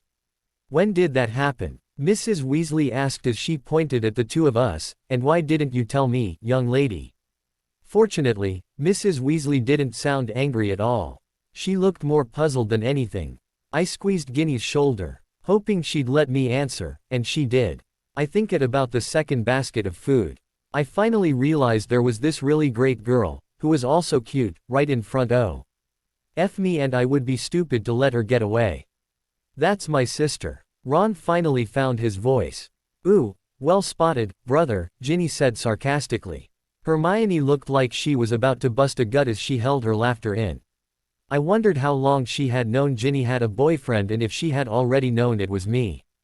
The train whistle blew its warning signal before the argument could grow any worse. Or the interrogation could continue. Mrs. Weasley had to get one more in though. Ginny, dear, I expect you to write me in the next day or 2 and tell me all about this. She stepped forward and gave her daughter a quick hug. And then me one too. I'm glad you 2 are together. I've always thought you'd make a nice couple. She then turned to Ron. Goodbye dear, have a good term, and behave. Mum, don't you go giving Ginny or Harry a hard time about this. If you do, you'll answer to me, assuming they leave anything for me to deal with. I was amused at her pragmatism, but P.S. that just showed how well she knew her children. She hugged him again and patted him on the back. Ron looked like he couldn't believe his mother was doing that in front of everyone else. I took the few steps over and grabbed the end of Ginny's trunk. No one saw my hand briefly flash blue while I did a little magic before I picked the trunk up like it was empty, which is how it felt to me. I carried it and put my other arm around Ginny, guiding her over to the train. I saw my chair still there by the train, but decided to not worry about it. It was conjured and would eventually disappear. It didn't take long to reach my compartment. Neville and Luna were already there sitting beside one another and talking. I said hi to Luna as I shoved Ginny's trunk under our bench and took the seat next to the window and across from Luna. Ginny happily sat on my lap with her back to the window. Hermione sat next to me and Ron took a seat next to Neville. I was right, you do have a boyfriend, Hermione announced to everyone. Confirming my guess. But you didn't know who, did you? I asked her. She frowned. No, and I'll admit that you surprised me. I didn't think you'd start dating until late this year or sometime next year. I don't count the one broken date with Cho. That's okay, I told her with a grin. I don't count it either.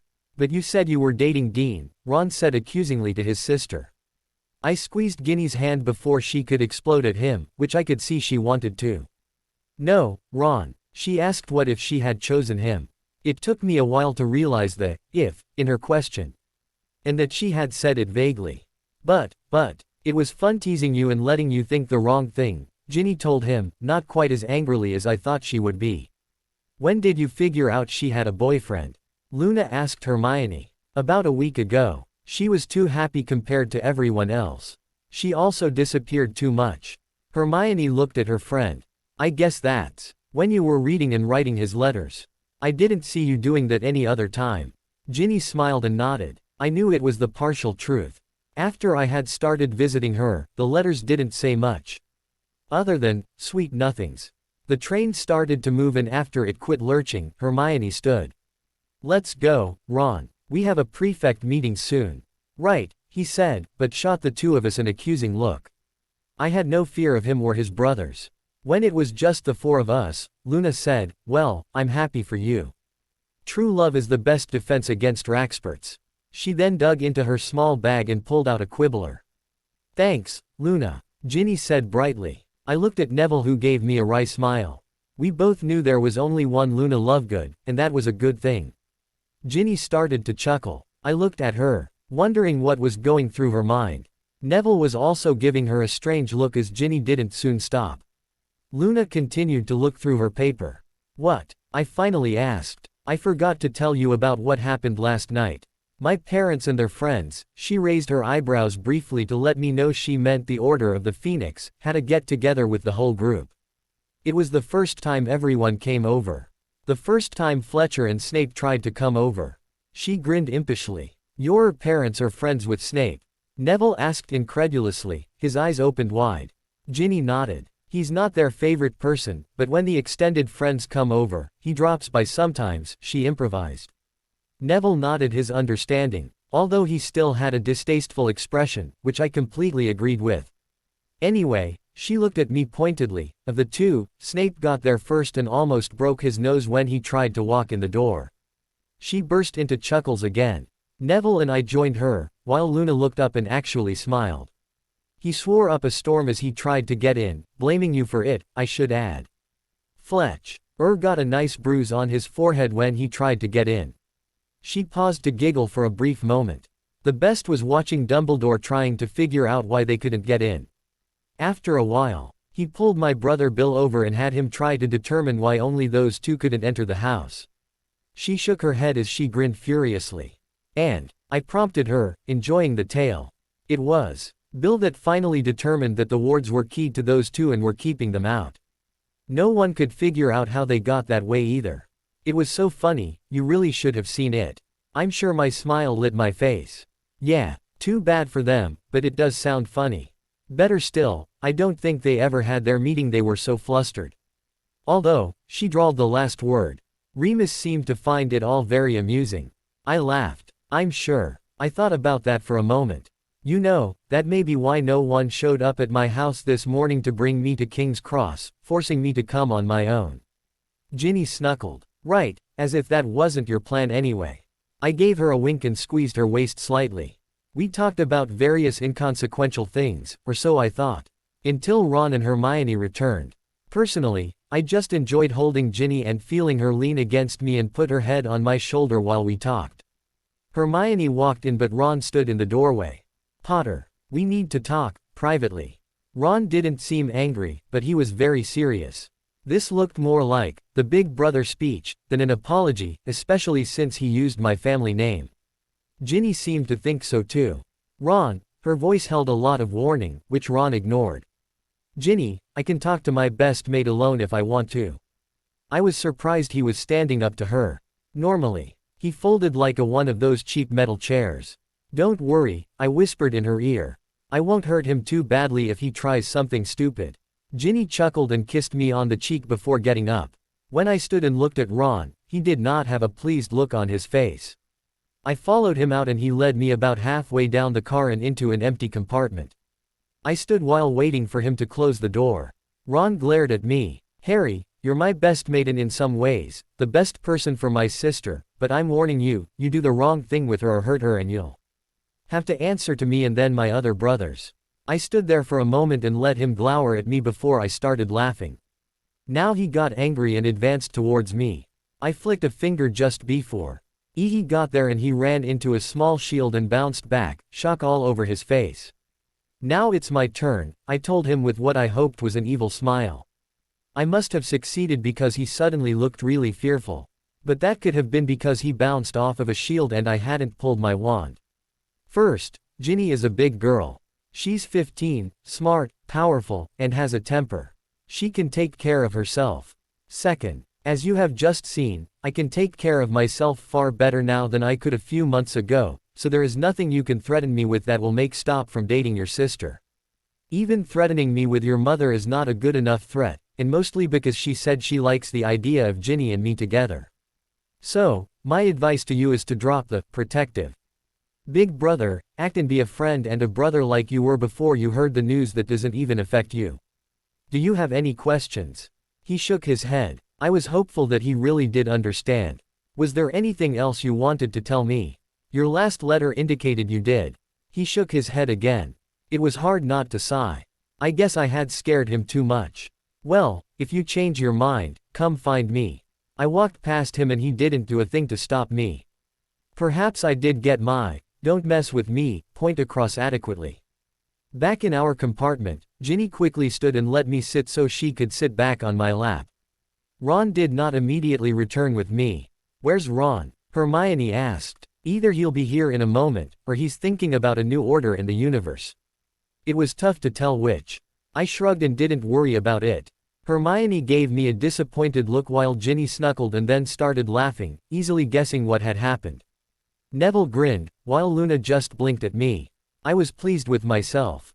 A moment later, Ron opened the door and sat down beside Neville. He did not look happy. In fact, he appeared to be sulking. That made Ginny laugh some more, which made Ron look more upset. I found the whole thing hilarious, but contained my response to a grin. Fate took that moment to hand me a present, no doubt to make up for all the other hideous things I'd had to endure. The door was opened and there stood Draco Malfoy with his 2 followers behind him. It was time for his regular visit, the last one ever, if I got my wish. Potter, he drawled. Congratulations. Malfoy, I told him excitedly as if he had just won a prize, you know my name. Now that you're here, I can explain a couple of things to you. What could you possibly know that I care about? He sneered. 2 things, Malfoy. 1, I'm so tired of you insulting me and my friends, as well as making a pest of yourself, that I'm telling you this is the last warning you'll ever get from me. Leave us alone. Or after this, I'll make you sorry you were ever born. 2, that means you have a choice at this moment. You can either leave by nicely closing the door and walking away. Or you can leave by throwing yourself out the window. Your choice. As he looked at me, I let my hand behind Ginny's back, where no one else could see it, do a small wave causing the window to drop down so it was wide open. All heads but mine turned and looked at the window. I watched Malfoy to make sure he didn't take that moment to attack us. I was also wishing that I could do magic without hand motions. But I had yet to figure out how. After a long moment of everyone hearing only the wind whip in the window and the sound of the train be louder than normal, Malfoy's laughter rang out. "You're amusing, Potter. I have to hand it to you. How did you get the window to open right then?" I gave him my evil smile. "I simply asked it to. It's time to decide, Malfoy." He stared at me. "I don't think any of you could make me leave if I didn't want to, especially not your mudblood or loony friends, or even that little tart on your lap." That made me angry, but I kept my voice level. "That's the final straw, Malfoy. Never say I didn't give you a chance to do the right thing." With a wave of my hand, still behind Ginny, Malfoy's limbs snapped next to his body and he went flying across the compartment and out the window, squealing like a girl as he exited the train. Looking out the window, I saw a grassy embankment and a meadow. Of all the bad luck, I had hoped we were on a bridge over a deep ravine. I looked back at the other two Slytherins. "Crabbe, Goyle, you have the same choice. How do you plan to leave?" The two big bullies looked at each other for a moment, then Crabbe B looked back at me and nodded before he closed the door to our compartment and the two walked away. A last hidden wave of my hand caused the window to go back up. "Look at that. Crabbe and Goyle have more brains than Malfoy," I said with laughter in my voice. Ginny and Neville were laughing with me. Luna had a sweet smile as if she had been given chocolates. Ron was coming out of his funk and starting to smile. Hermione was glaring at me. "Harry, how could you? Do you know how much trouble you're going to be in? You'll probably be expelled." "Me?" I asked incredulously, knowing I had to play my part to the hilt. "What did I do other than tell them to leave us alone? Did you see me pull my wand and cast a spell? This hand," I lifted my left from Ginny's knee, "was in plain sight, and this one," I pushed my right one out to the side of Ginny making it visible, "was on Ginny's back." "You could have cast with the hand behind Ginny's back," she accused me. I sighed. I couldn't help it, even if it was part of the act. I held my left arm out to her. "Feel the inside of my forearm." "Go ahead," I encouraged her. She looked at me like I'd lost my mind, but she finally did. She looked surprised when she felt something instead of my bare forearm she was looking at. "That's my wand holder, which is disillusioned." I pulled my right arm out from around Ginny and grabbed the end of my wand and pulled it out. As it started to come out, it became visible. As you can see, my wand was on the arm that was visible to you the whole time and in a place I couldn't easily get to. So, I obviously didn't cast any spells with it. She was at loss for words for a minute. "But, then how did Malfoy go flying out the window?" I shrugged. "Beats me, other than maybe the power of suggestion." Everyone but Hermione cracked up. We spent the rest of the ride coming up with theories on what happened. Each idea was funnier than the last. It was one of the best train rides ever. Of course, Ginny's presence on my lap helped to make that so for me. In Hogmed, Ron let the others leave the compartment first and stopped me. Ginny was right in front of me in the doorway and looked at me. I nodded to her and she walked on. Although I didn't think she went far. I turned my gaze to Ron and waited. Harry, I'm sorry about the thing with Ginny," he said vaguely, looking at my chest.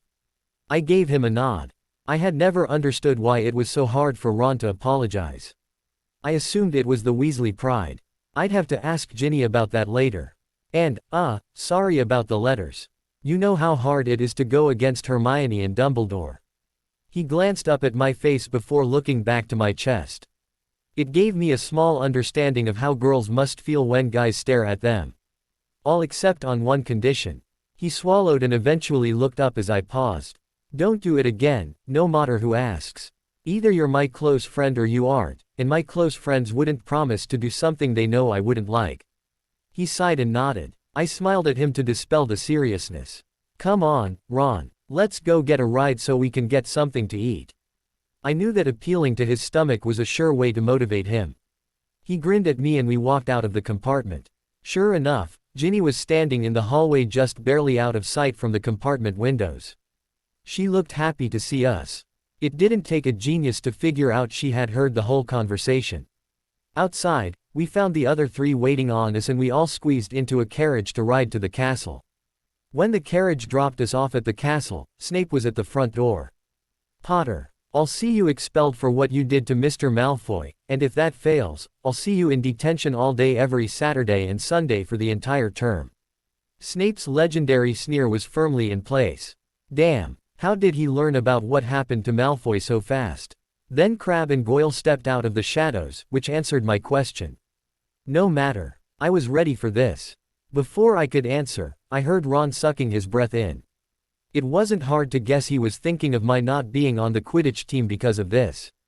"Professor, according to the school handbook, the term has not officially started, therefore only the headmaster has the possibility of assigning punishment for something that might or might not have happened on the train.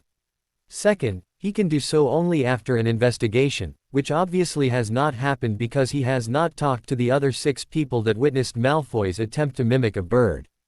I told him far more calmly than I felt. I felt like just blasting him backward against the wall like I had with my uncle, but I managed to contain my anger. I then felt a legilimency probe from him and I called up my magic. I grabbed his probe and pulled on it as if on a rope.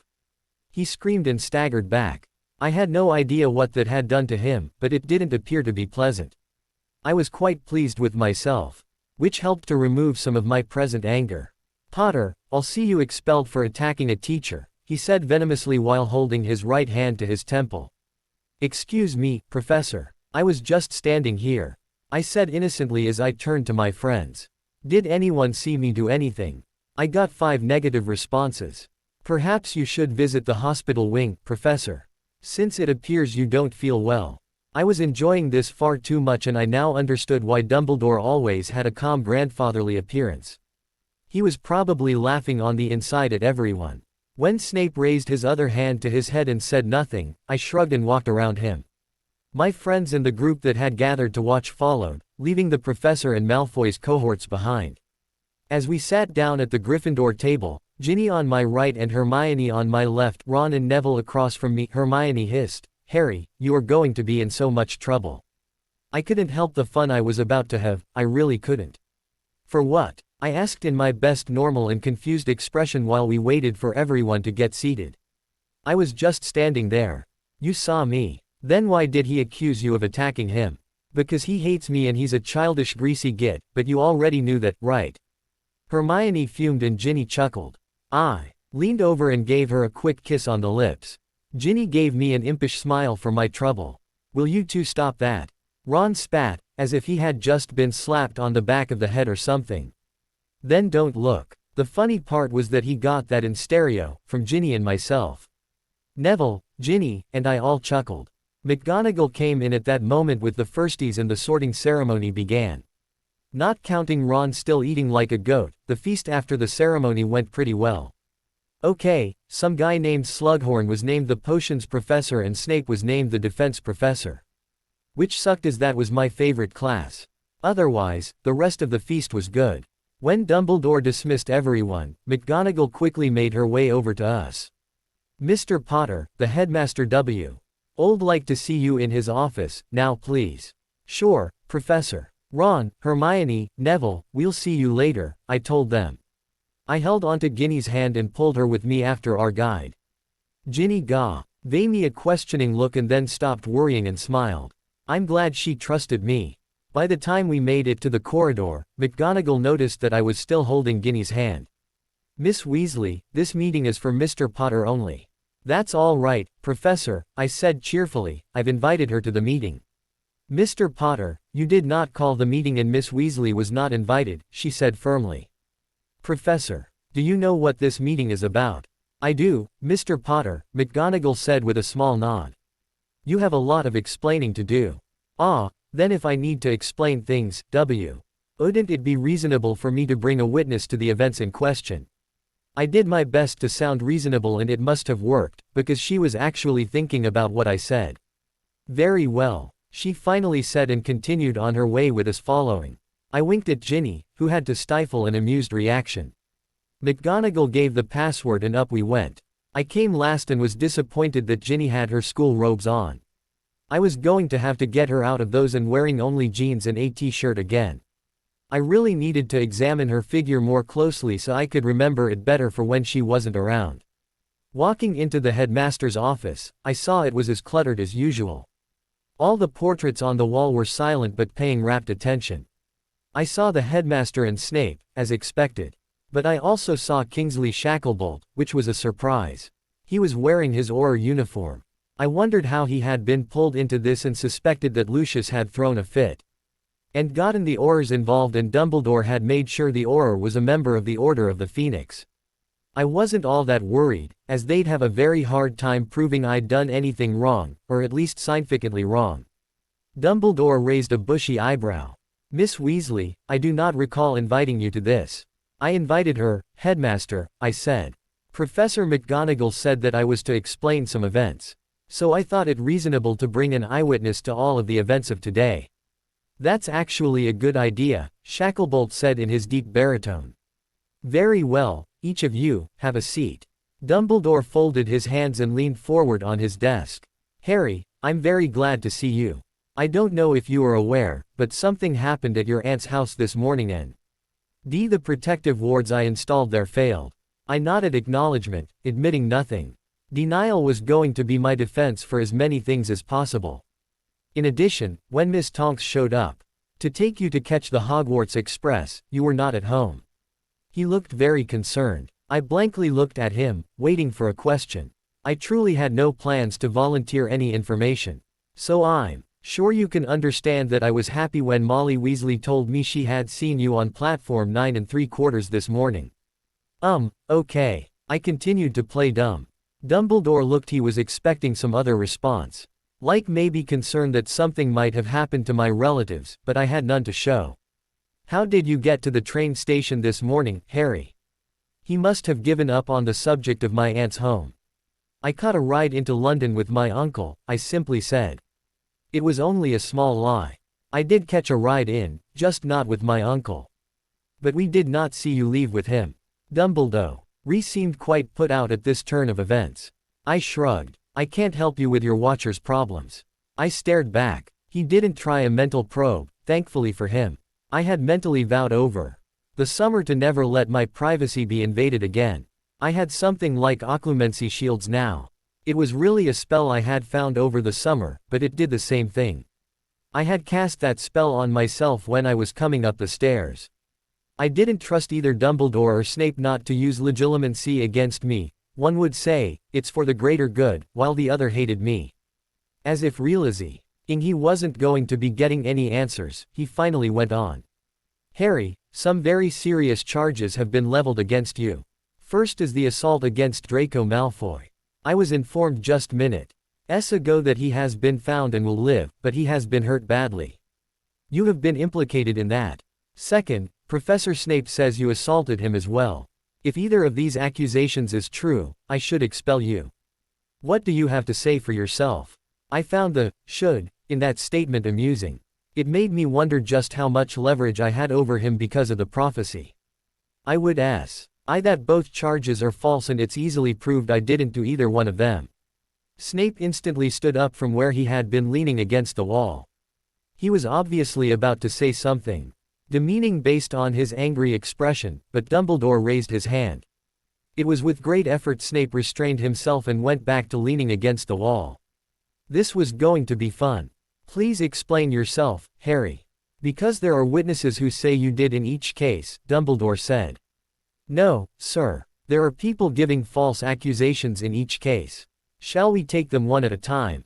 I love this calm, nothing is wrong approach. It's a lot more fun than the I'm angry at everything approach I used all the time last year.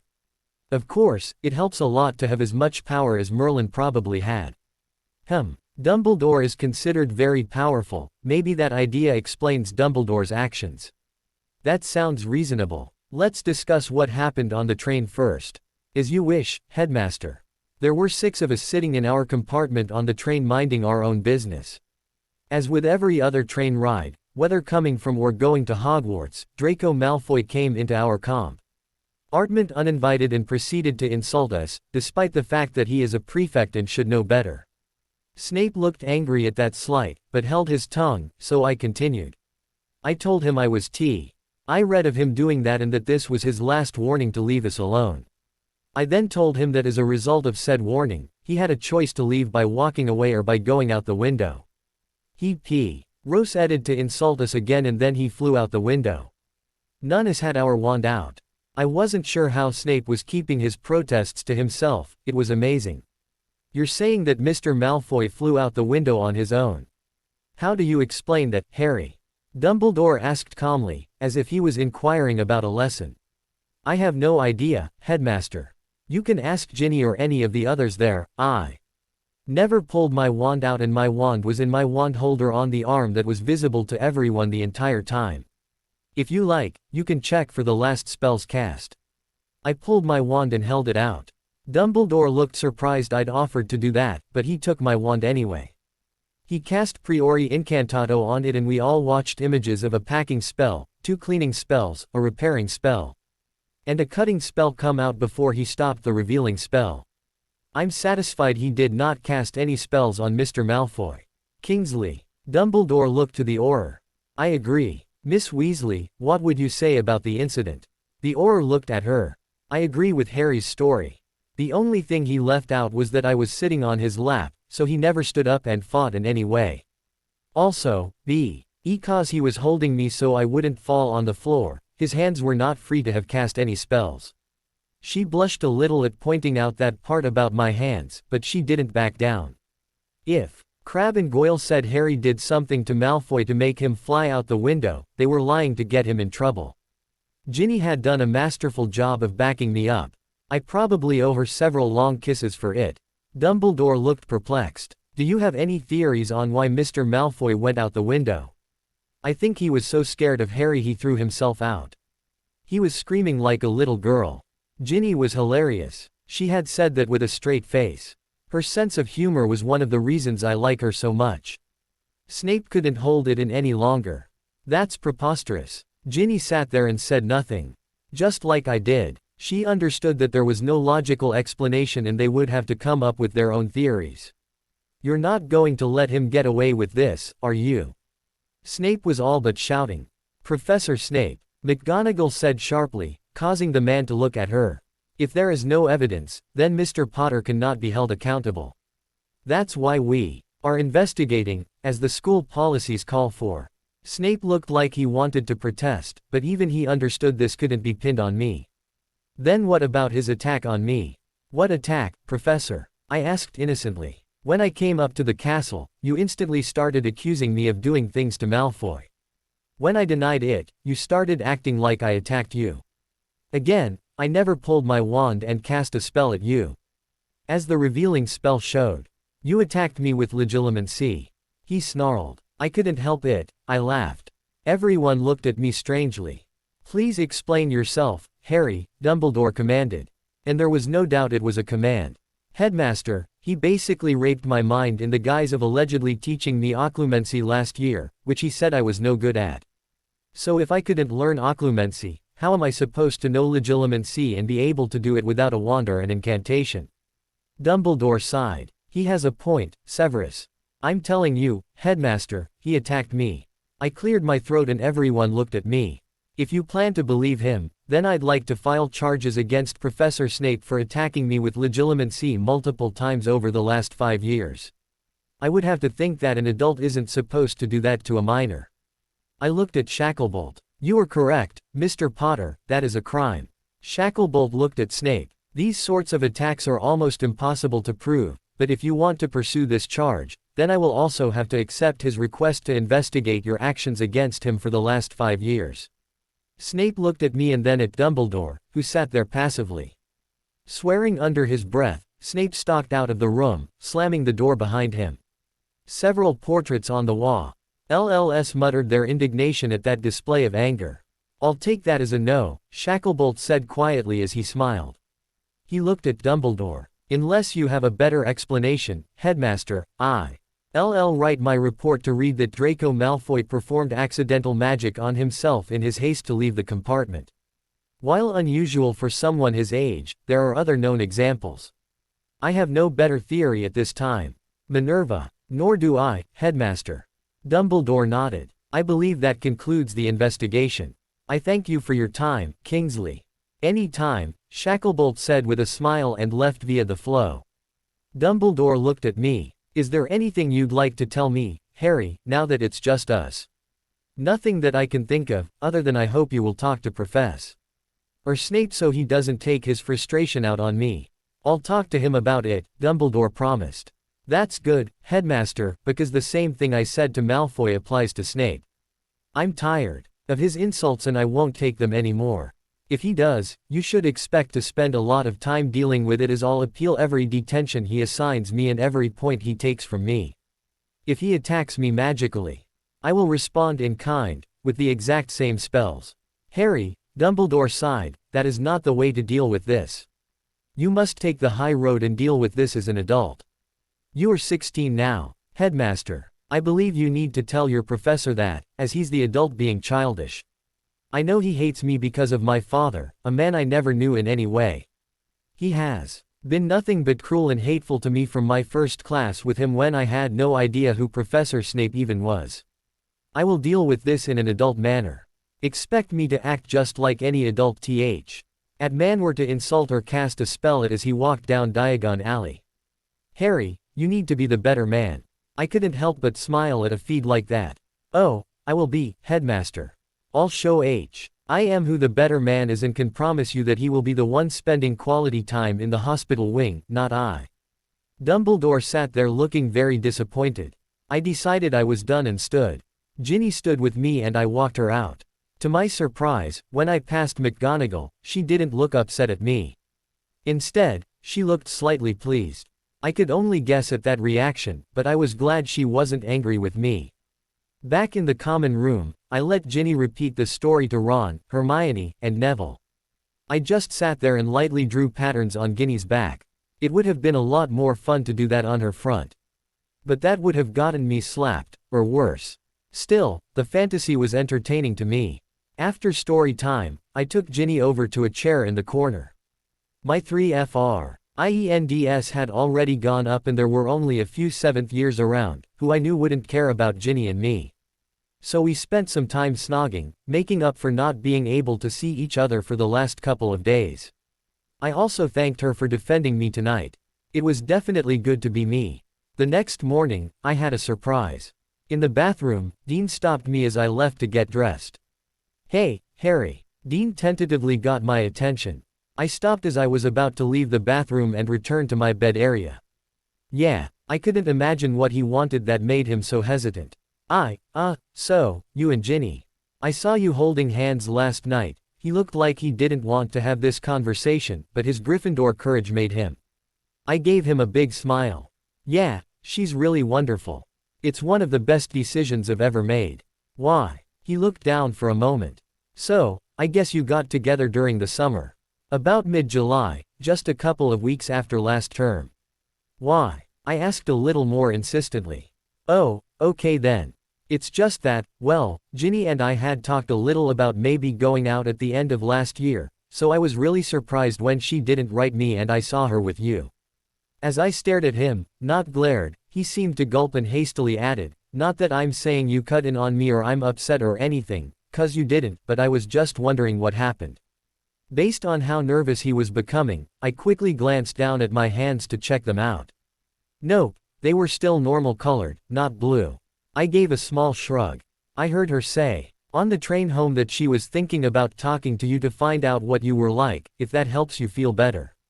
I don't know how to explain it, but I woke up to the fact that she was a Mozzie. Ingen asked her if she wanted to be my girlfriend, if she was free. She said she was free, so we got together.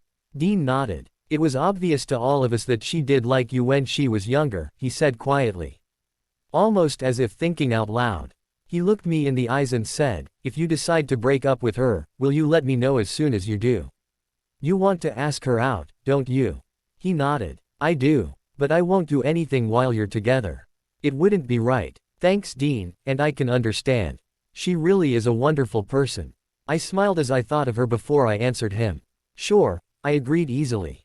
If we break up, I'll try to let you know first. My smile turned a little evil, assuming we do break up. What could he really say to that? He gave a weak smile and a quiet, thanks. Before heading to the shower, I went to my bed area and got dressed. Downstairs I found Ginny and gave her a good morning kiss, enjoying her just that much more after my conversation with Dean. I didn't think I'd tell her about it, at least not anytime soon. We went on to breakfast together since neither Hermione nor Ron was around. At breakfast, McGonagall came by and gave us our schedules for the year. I saw that my first class of the day was a double period of defense against the dark arts. I really questioned who hated me so much, because it seemed like no matter the year or subject he was teaching, I always had Snape teaching my first class, except for my first year. Maybe there was one other year that wasn't true, but I couldn't think of one at the moment. Looking up at the head table, I saw that Snape was up there and he did not look happy at all. I suspect that was a holdover from last night.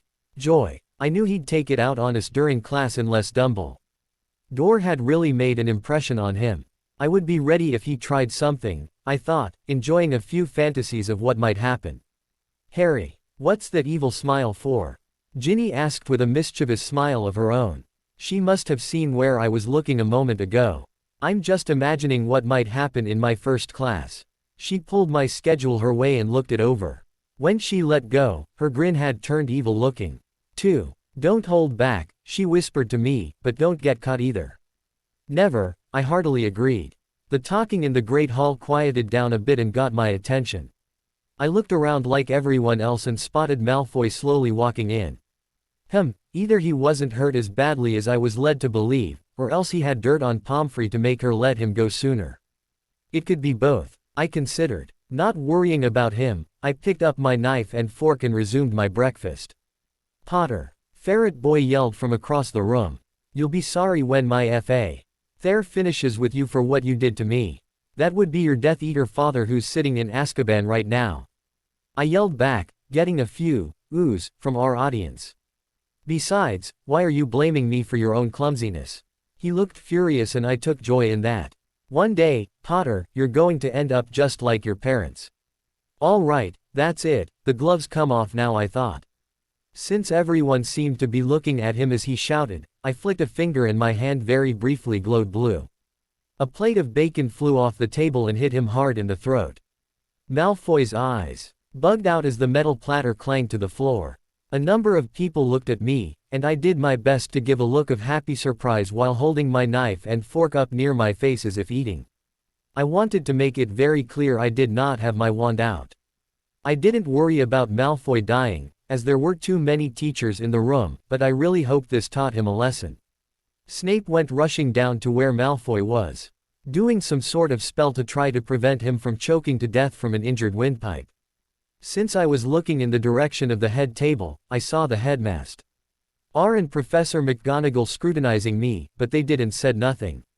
Snape must have been successful as several Slytherins suddenly dropped their worried looks and the man stood up and glared at me. Potter, a month of detentions with me for attacking another student.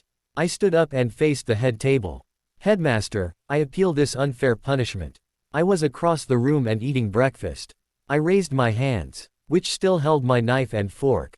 I didn't even have my wand out and there was no spell seen traveling across the room. Personally, I suggest checking for pranking poltergeists. But I do not deserve punishment for this. Dumbledore looked frustrated and I surmised he felt caught in the middle. The punishment is cancelled. I do not see how Mr. Potter could have attacked Mr. Malfoy. Snape was livid, but he knew better than to argue a lost position, especially in front of all the students. He angrily levitated an unconscious Malfoy and took him back to the hospital wing. I was pleased. I also wondered how many more of these episodes it would take before Malfoy learned his lesson and took my threat seriously and started acting like a civil human being. During my first class of the day, I was hugely surprised at how well it went. Snape behaved himself and limited his attacks on me to death glares. I ignored him as I'd seen too many of those glares over the years for them to be an issue to me now. However, as I went to leave the room, I did flick my hand his direction while he was sitting at his desk. I wondered how long it would be before he tried to move his fey. Eden found that his shoes had a permanent sticking charm on them, adhering them to the floor for a very long time. The second morning of school started out nicely, or so I thought. Ginny was waiting for me in the common room and we walked to the Great Hall together. I knew Hermione and Ron were walking behind us, but I hardly noticed after the first half minute or so. Ginny and I were in our world talking about what we each wanted to do one day. I really can't decide, Ginny told me. I'm not sure if I'd rather play professional Quidditch or maybe run a magical creature preserve. Nothing like where Charlie works.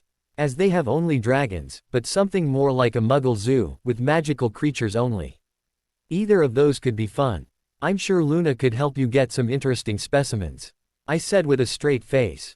Ginny snuckled, despite trying to hold the reaction back. I can't decide what I really want to do either. The aura choice that I told McGonagall last year in my career counseling session no longer appeals to me. I mostly chose it to make fun of Umbridge. She chuckled with me, as I had told her that story during the summer. I have to admit though, Earth breaking like your brother Bildas sounds interesting. Or maybe enchanting, but I need to find out more about that first. Either of those could be fun, she readily agreed. I sat next to Ginny at breakfast and we both dug in. I ate a little more heartily than she. However, I still used manners, unlike Ron. I briefly wondered how to break him of eating like there was no tomorrow. Maybe if we made him use chopsticks, That was an amusing thought and I almost transfigured his silverware right then. Midway through breakfast, the post owls for the morning flew in. To my surprise, a large eagle owl dropped a thick envelope in front of me and took off. The Gringotts seal on the envelope reminded me of my request and I happily put my silverware down and attacked the envelope, ripping it open. Ginny had an amused, interested look, but she gave me my privacy. I was glad she was the one sitting next to me, because I wasn't so sure Hermione would have been as accommodating, based on the looks she was giving me now. Ron wasn't much better because of the way he was eyeing me over his plate.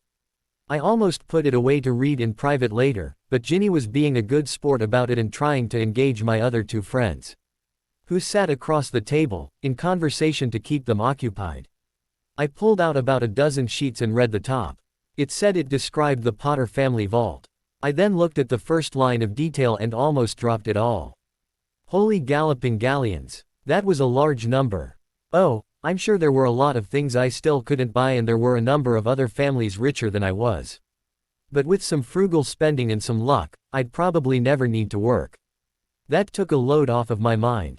I didn't need a high-paying job to survive, just any job. Glancing at the rest of the details, there wasn't much excitement there. Every month, there was some money taken out to cover some fees, and money put in from investments. The last 6 years also showed a payment to Hogwarts. That was for my schooling. The credits were bigger than the debits, so the account was slowly getting larger. By the time I got to the end on page 5, I had revised my initial guess.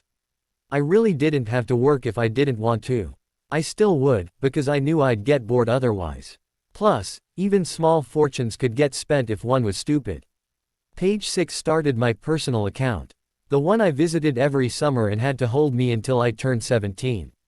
Skipping to the last page of transactions, I saw that I had over 30,000 galleons left. The was no worry for my last year before the family vault became available to me. Looking over the details, I saw the same kind of monthly fees, although there was no income.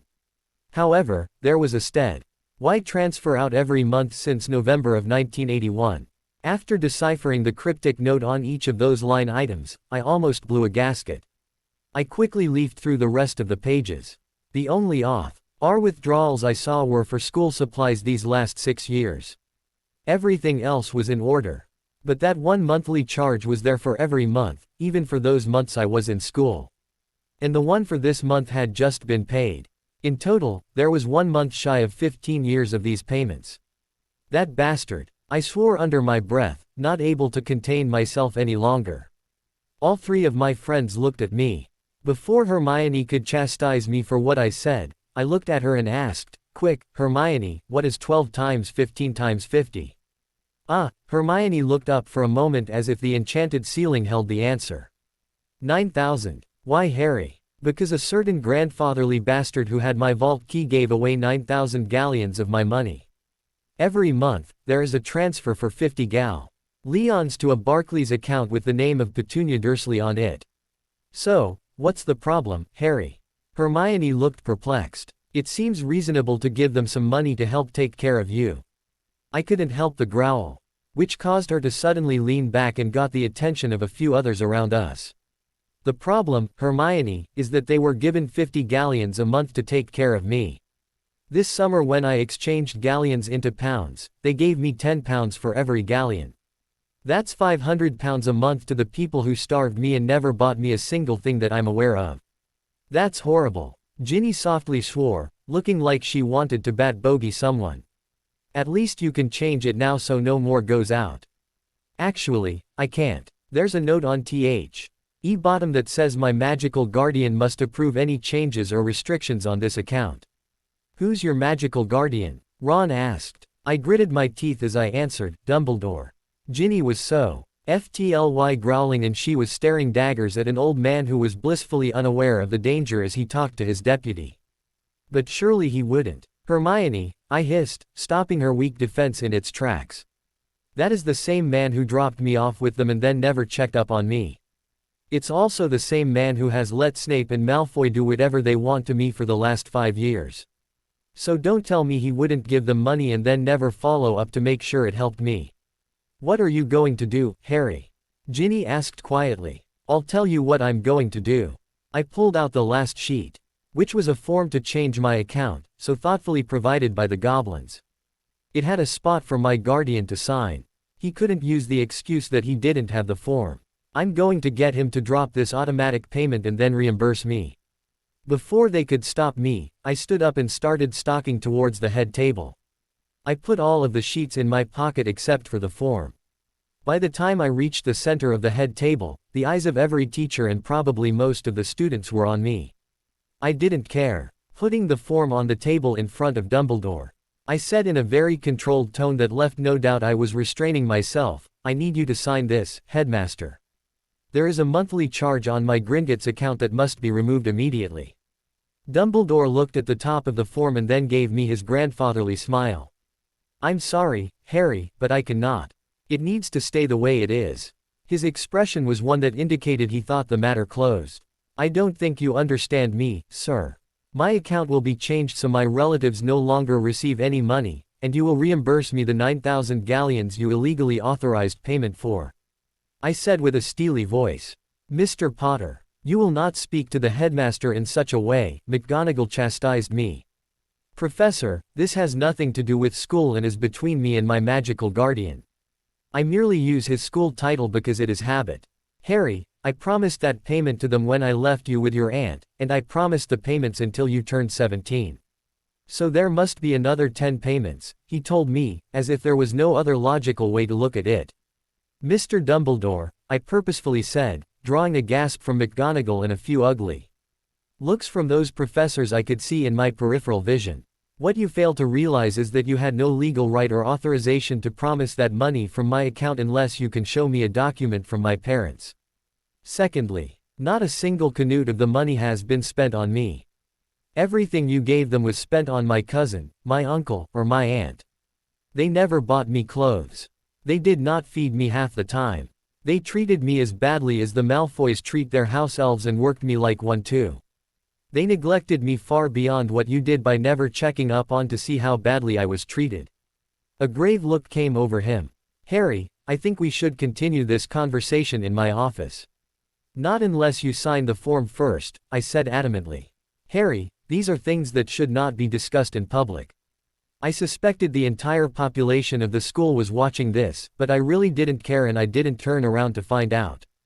Only because you don't wish for others to see your rather large blunders. He huffed at that and I could see him drawing his power up to intimidate me. Fine, I was ready to rumble if that's what he wanted. If you feel so strongly about paying them, then you pay them out of your own account and reimburse me. I want my money now, you old goat. That was a little low, because that insult really applied to his brother, but I was really angry by now. Dumbledore stood up and let his power out, like he did at the end of my 4th year when he had come crashing into Moody's office after me. Before he could say anything, I confidently told him, puff up all you want. But you don't scare me. If you won't sign my form, I'll just go remove 9,000 galleons worth of stuff from your office. Yes, I was that angry. That was a rash and probably stupid thing to say. But I had worked myself up into a state of major anger. That's it, you insolent brat. I heard from my right side. As I turned my head, I saw a curse come at me from Snape. Instinctively, I put up my hand, which flared blue, just in time to block the curse. Willing my magic to respond, the curse rebounded. However, I was so angry by now, I pushed the curse back and it returned many times its original strength. Snape hadn't expected anything like this. The spell hit his wand, causing it to explode. He cried out and slapped his left hand to his right wrist to try to stem the flow of blood. Everyone saw his mangled and bloody right hand. I ignored all the gasps of surprise. You're right, that's it, you greasy git. I'm not taking any more shit from you. But because I'm not as evil as you, I'll grant that you may not be in full control of yourself and give you one last chance, after I fix a problem. With a pulse of blue from my hand, Snape was pulled to me over the head table, knocking food and dishes all over the place. When he reached me, I grabbed his robes and practically slammed him down to the floor, the impact stunning him. Mr. Potter, I heard McGonagall yell from behind me. In a minute, Professor, I'm busy right now, I told her as I vanished the snarky professor's left sleeve. Harry, you'll have to wait too, Dumbledore, I called out as I put my hand on Snape's dark mark. Over the summer, I had wondered how much the dark mark influences those who have it. I was about to find out. Drawing up my power, I shoved it into Snape's mark. E-man's back arched like he had been hit with a crucio. I didn't really care and ignored him as I held tightly onto his arm. Calling up more power, I pushed harder into the mark, exploring it and trying to figure out its magic. A part of me realized that both of my arms were now blue with little dancing tongues of flames. I suspected my whole body was that way, but I was too busy trying to figure out what I was sensing. It was like there was a network inside the mark. There were some other aspects to the dark mark that I didn't understand, but I ignored them, blithely rushing on like a good Gryffindor. Merciful Merlin, he's a full mage, squeaked a voice in awe from behind me. I appreciated Flitwick telling me what I was, but I really was a little too busy at the moment to discuss it. There, I now understood what I was magically seeing through the dark mark. It was like a huge tree with every leaf a Death Eater with a mark. Since I had the connection and the power, I plucked each leaf, starting with those who were nearest. When I plucked the first one, I heard a scream from inside the Great Hall. I recognized who that fake girlish scream came from, but I didn't stop.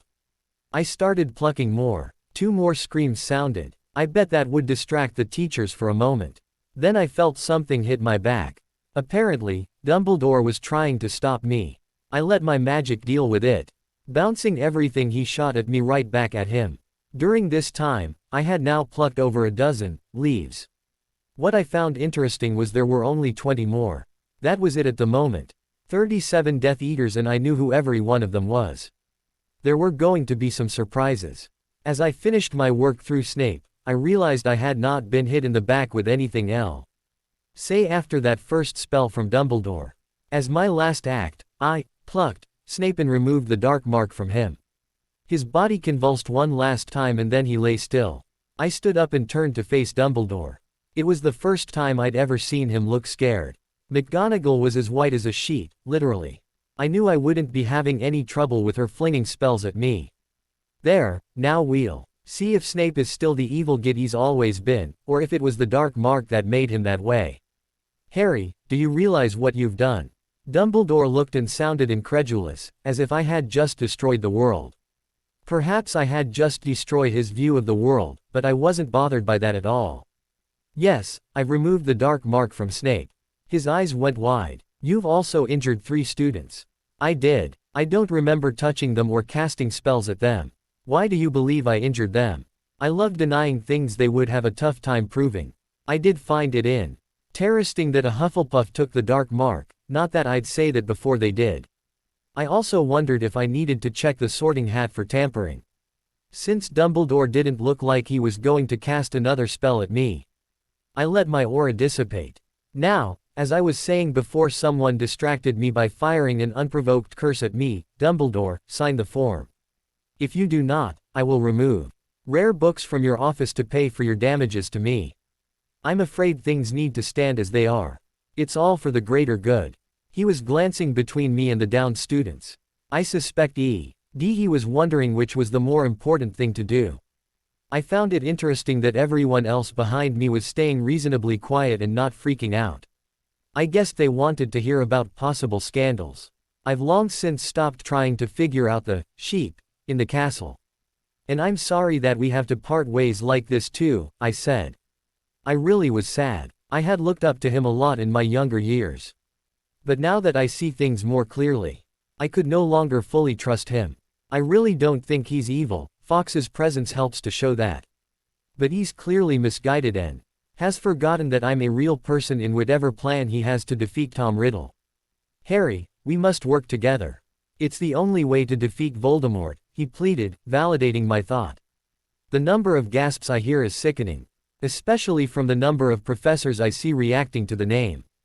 Then I have an idea, a really fun idea. No, professor, that's not true, at least not in the way you think about it.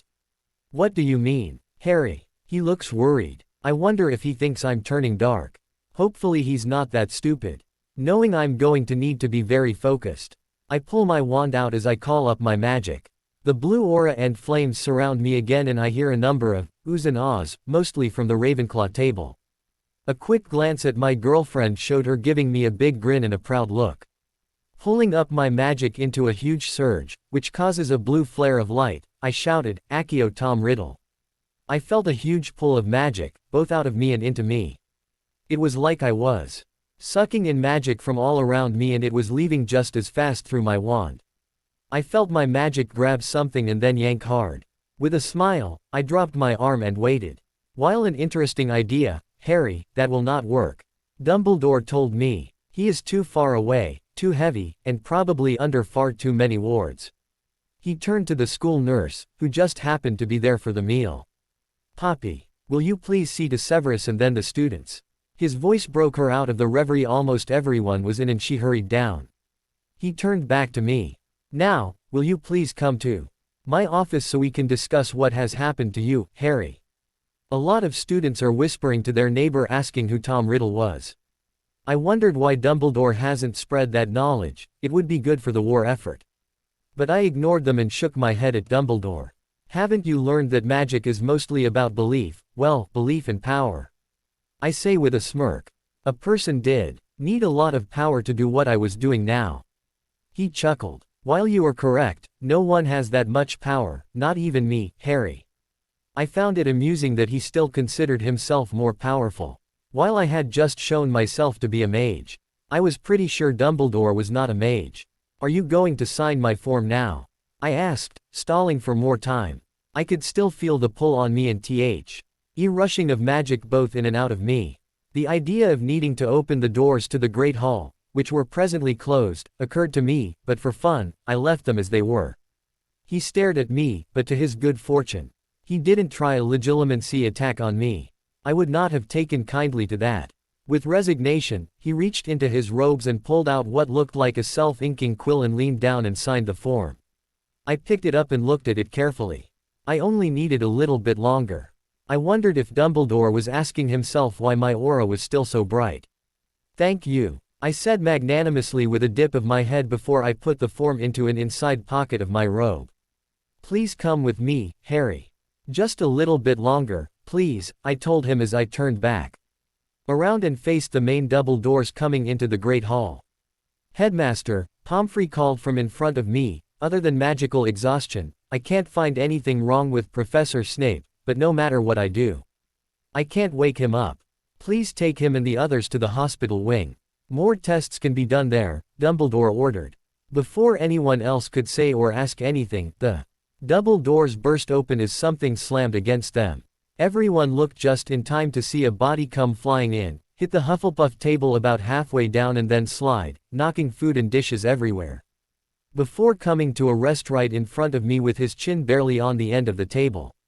Pomfrey was still kneeling on the floor next to Snape, so she was also now nose to nose with my new guest and she looked like she was about to dirty her knickers. In some ways, I really didn't blame her. He was pretty ugly. Screaming filled the great hall, but I ignored it and looked at the ugly brute in front of me.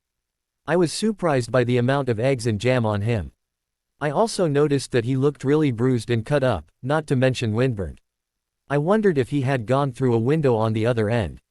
Oh well. I didn't plan to ask as I didn't care. The monster was starting to groan and move his arms, which started another round of screaming. Fortunately, I had already asked magic for the needed spell while I was waiting, so I was ready. When he opened his eyes and looked at me, I jovially said, "Tom. So glad you could join us." Accio wand. After I caught his wand and slid it into my pocket, I cast Amor Principis Osculum. A light blue beam came out of my wand and hit Riddle in the head. His whole body glowed that color for a brief moment before his head dropped back onto the table and he went still. With a smile on my face, I conjured a rectangular platform, moved him onto it and all the food on him too, and then conjured a glass dome over him. There, it was. Just like the fairy tale of Sleeping Beauty. Or was it Snow White? No matter, he would be there for quite some time, almost certainly forever. Looking up at Dumbledore, I see that he appeared to be having a heart attack. I suppose I can understand. It's probably not every day that someone summoned the current dark wizard into the Great Hall while everyone was at breakfast. Everyone eventually stopped the screaming and yelling now that the excitement was over. The normal buzz returned as they discussed what I'd done. Over the din, a voice yelled, "He's defeated Voldemort." I turned and looked and realized it was Ginny. I watch her step up onto the table and walk over it. Jumping off, she ran to me. "And that's my boyfriend," she shouts just before she jumps at me like at the train station. I swung her around and pulled her to me. Unlike 2 days ago, I place my hands firmly under her cute derriere to hold her up, and not only does she not complain, she snogs the life out of me. I had a feeling she was doing this to claim her territory, and I was just fine with that. When she pulled back and grinned, I gave her a kiss to show her how I felt. She was quite happy with that. In the meantime, everyone was cheering. Well, almost everyone. I snuck a look at Dumbledore and saw him sitting in his chair with his wand still out, watching Voldemort very carefully. Eventually, he got up and motioned for me to follow him. I still had Ginny with her legs wrapped around my waist, so I carried her, having no reason to put her down.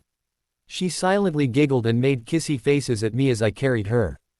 Dumbledore floated the glass-topped casket I'd created behind him.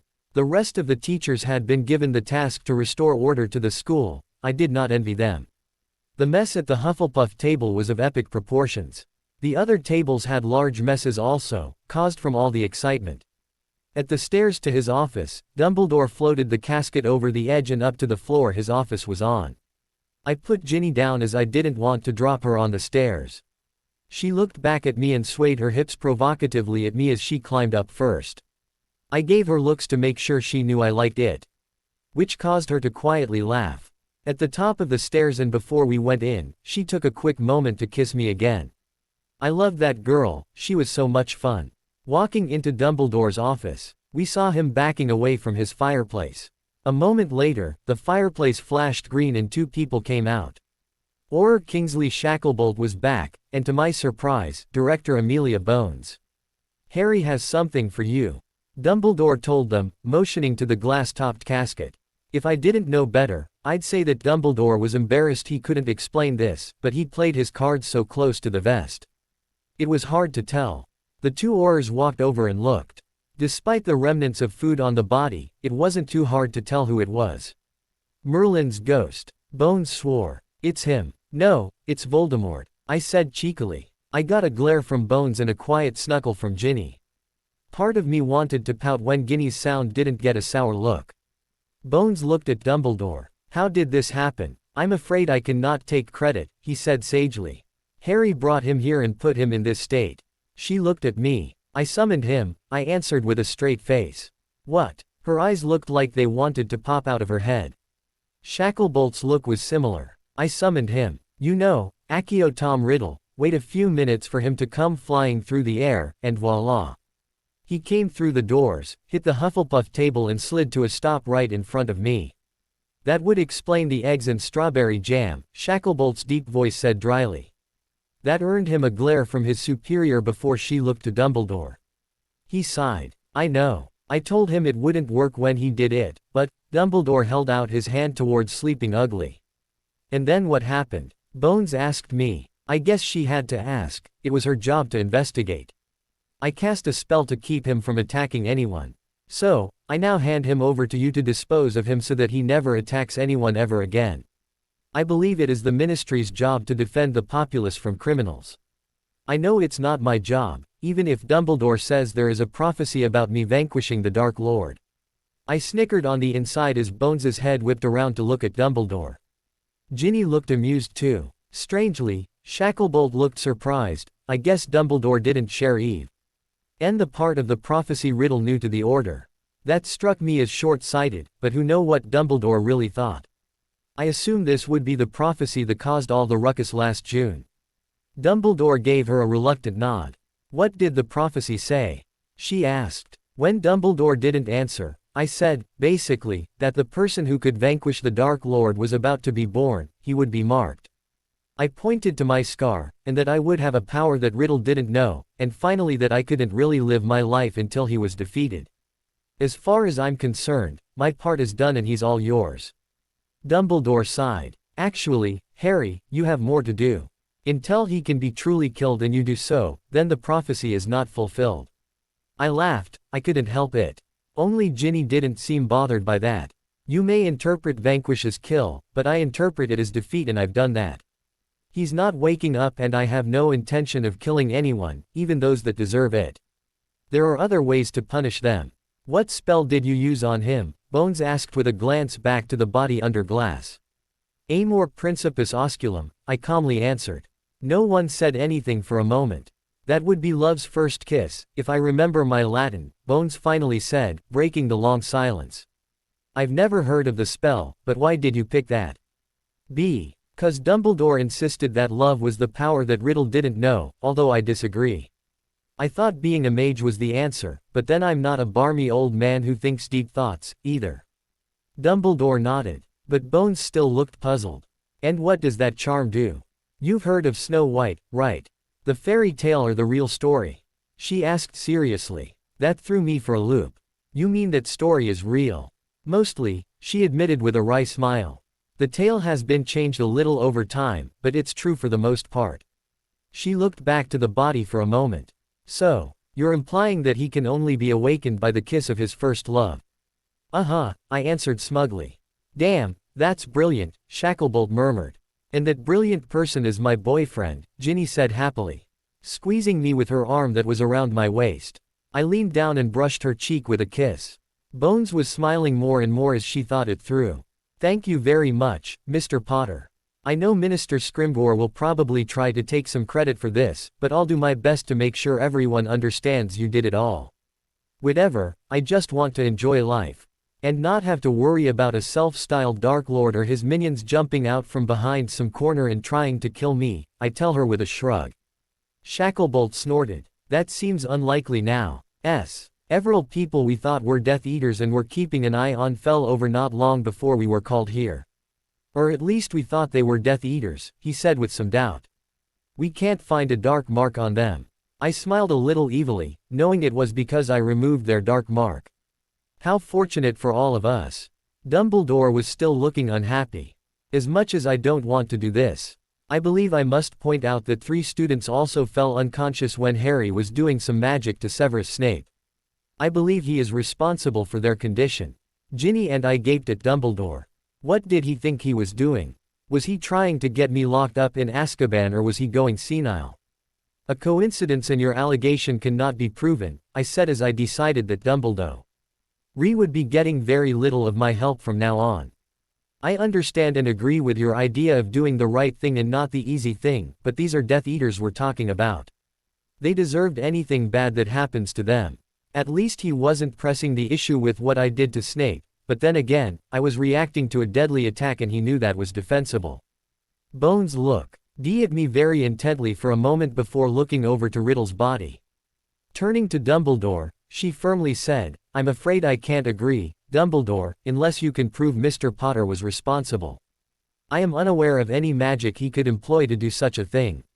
I will also say that even if he is responsible, I would be more inclined to give him an Order of Merlin for doing so.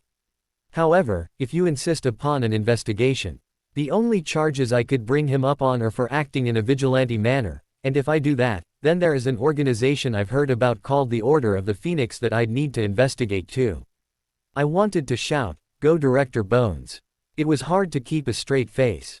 Dumbledore blanched before quickly recovering. I am also unaware of how he could have done it. I was merely pointing out the timing. Bastard, I thought again. He's trying to have it both ways.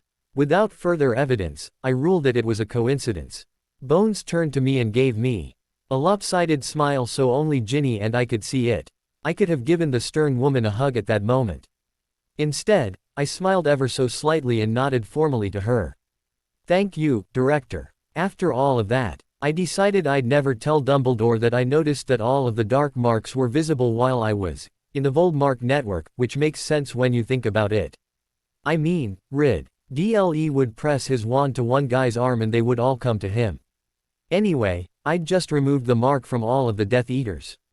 I knew who they were and could give the names of all 37. I was tempted to send an anonymous letter to Bones about that, but it would probably give me away.